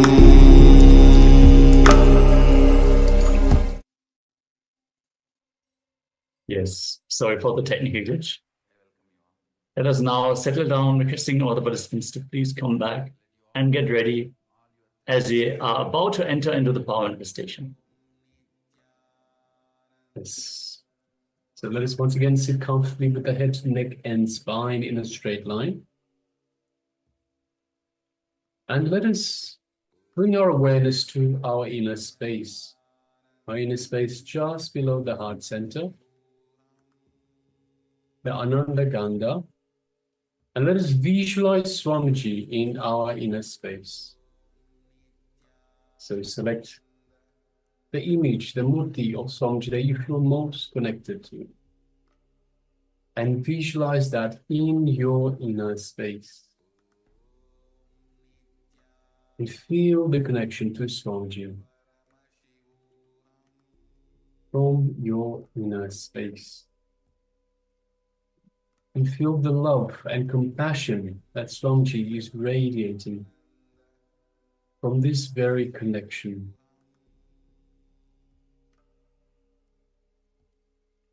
Take a moment and kindle this connection, strengthen this connection. Feel it grow. Strengthen your connection to the divine in this connection.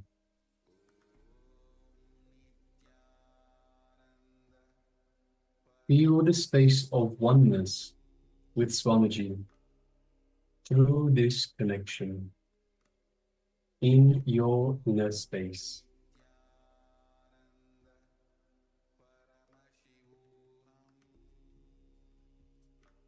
Now let us move our awareness to the third eye, just between the eyebrows, the Anya chakra. So let us just gently gaze into the third eye. Don't concentrate, don't strain yourself. It should be gently, just the way you would look in at a rose. Just look through, gaze through the third eye into Swamiji's third eye. So visualize Swamiji in your third eye, and from your third eye, look into Swamiji's third eye. As you do so, you feel an energetic connection. You feel a buildup of energy in your third eye. As your third eye is being awakened, it's being activated by Swamiji's third eye, by Swamiji's super conscious energy. Just take a moment and feel that connection, that energy in your third eye, your Anya chakra, just between the eyebrows.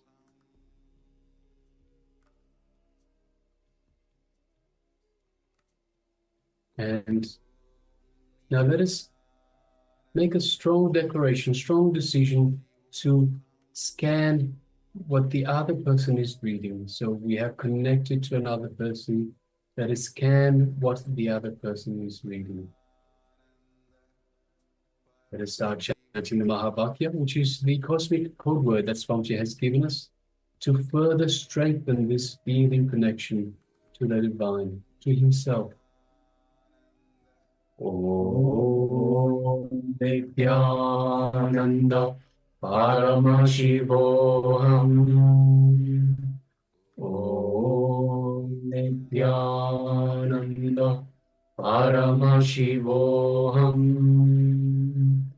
Om Nithyananda Paramashivoham. Yes, continue chanting the Mahavakya, and from the space of oneness with Swamiji, let us start manifesting his power of remote vision. Scanning what a third person is reading, so whether it's ourselves, the acharyas, or someone else that you're connected to. Let us now begin this power manifestation.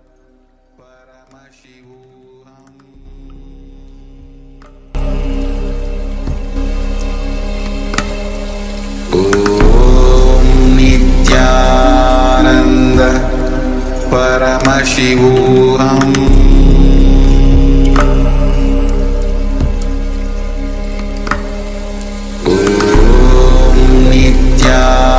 Nithyananda Paramashivoham.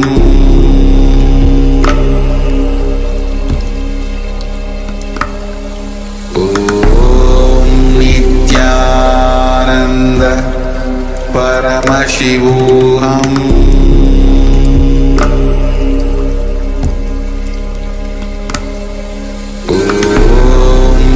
Nithyananda Paramashivoham. Nithyananda Paramashivoham.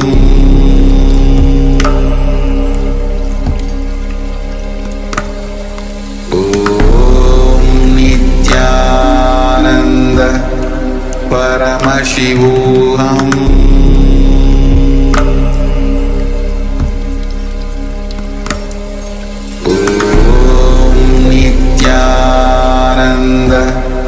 Paramashivoham. Nithyananda Paramashivoham.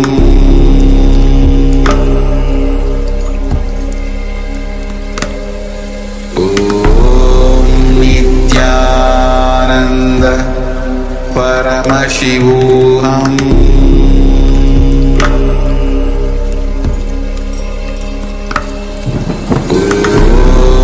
Nithyananda Paramashivoham.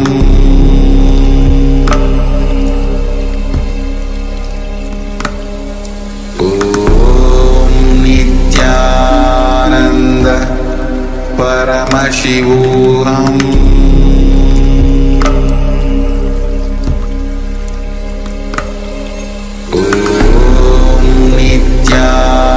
Nithyananda Paramashivoham. Nithyananda Paramashivoham.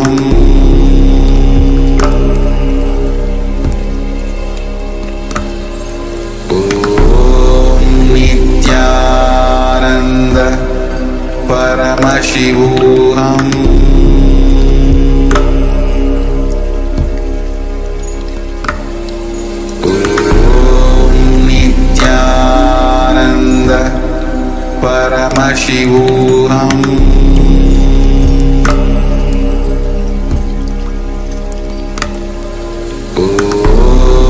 Nithyananda Paramashivoham.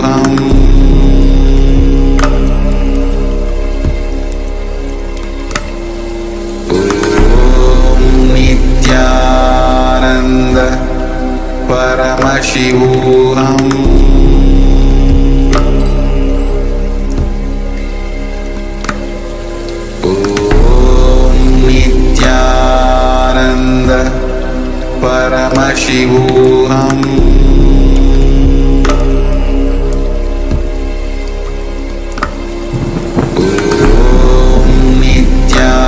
Nithyananda Paramashivoham.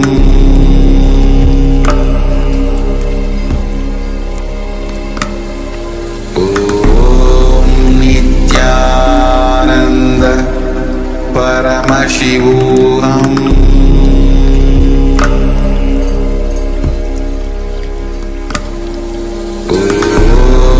Nithyananda Paramashivoham.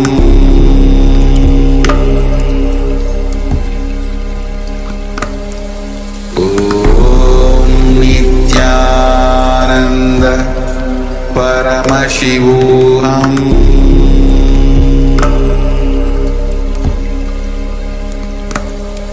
Om Nithyananda Paramashivoham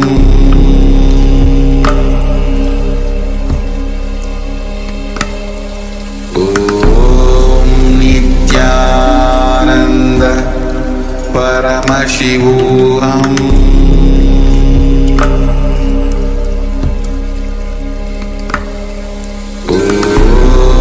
Nithyananda Paramashivoham Om Nithyananda Paramashivoham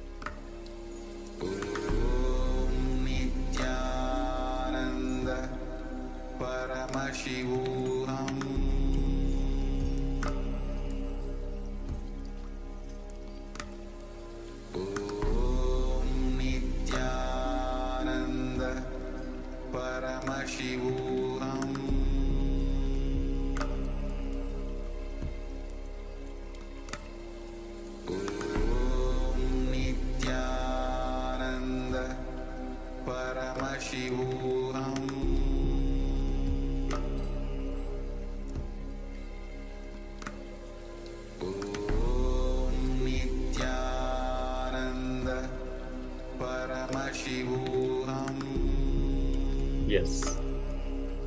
So let us now share whatever we have received through the third eye during this round of the power manifestation. Share it here in the Zoom chat, on YouTube, Facebook, and Twitch, wherever you're tuning in from. Let us know what you see.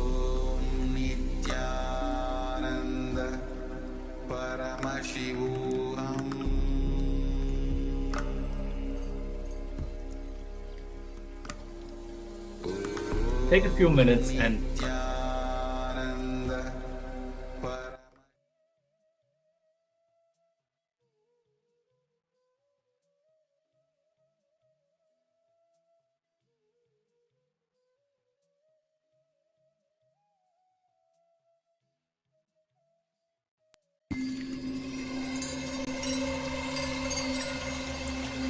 I welcome you all with my love and respect.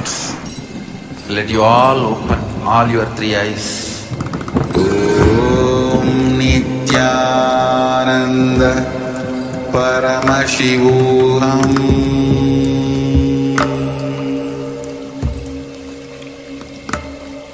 Om Nithyananda Paramashivoham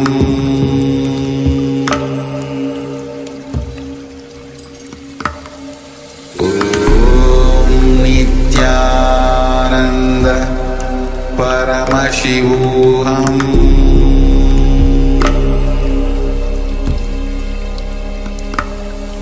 Om Nithyananda Paramashivoham Paramashivoham Om Nithyananda Paramashivoham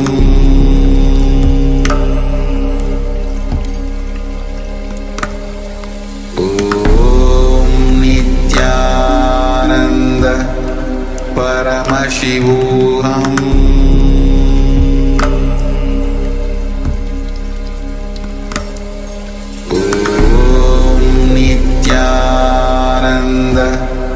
Paramashivoham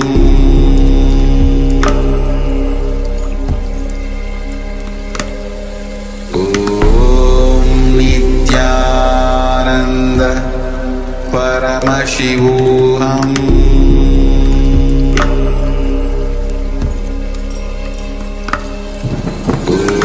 Om Nithyananda Paramashivoham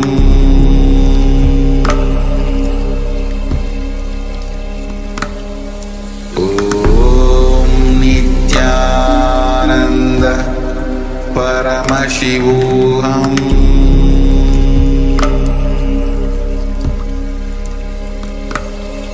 Om Nithyananda Paramashivoham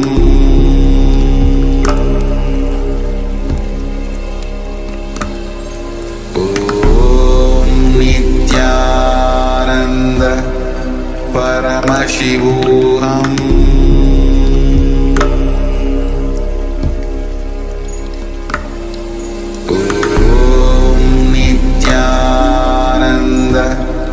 Paramashivoham Om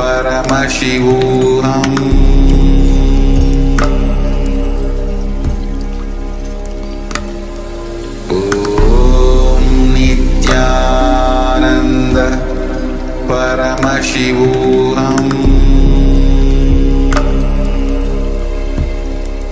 Om Nithyananda Paramashivoham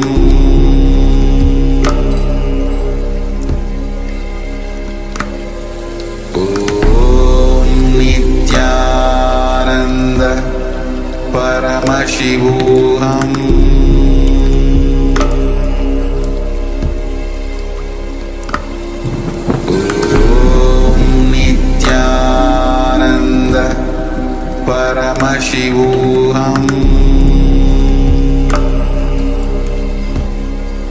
Om Nithyananda Paramashivoham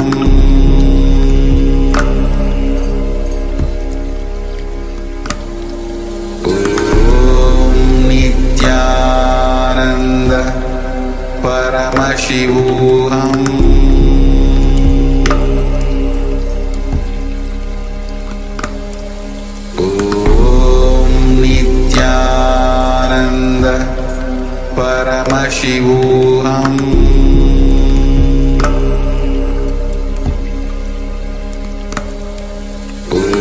Om Nithyananda Paramashivoham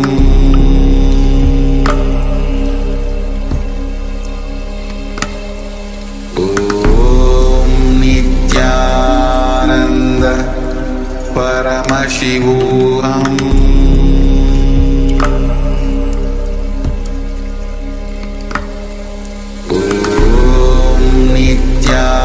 Nithyananda Paramashivoham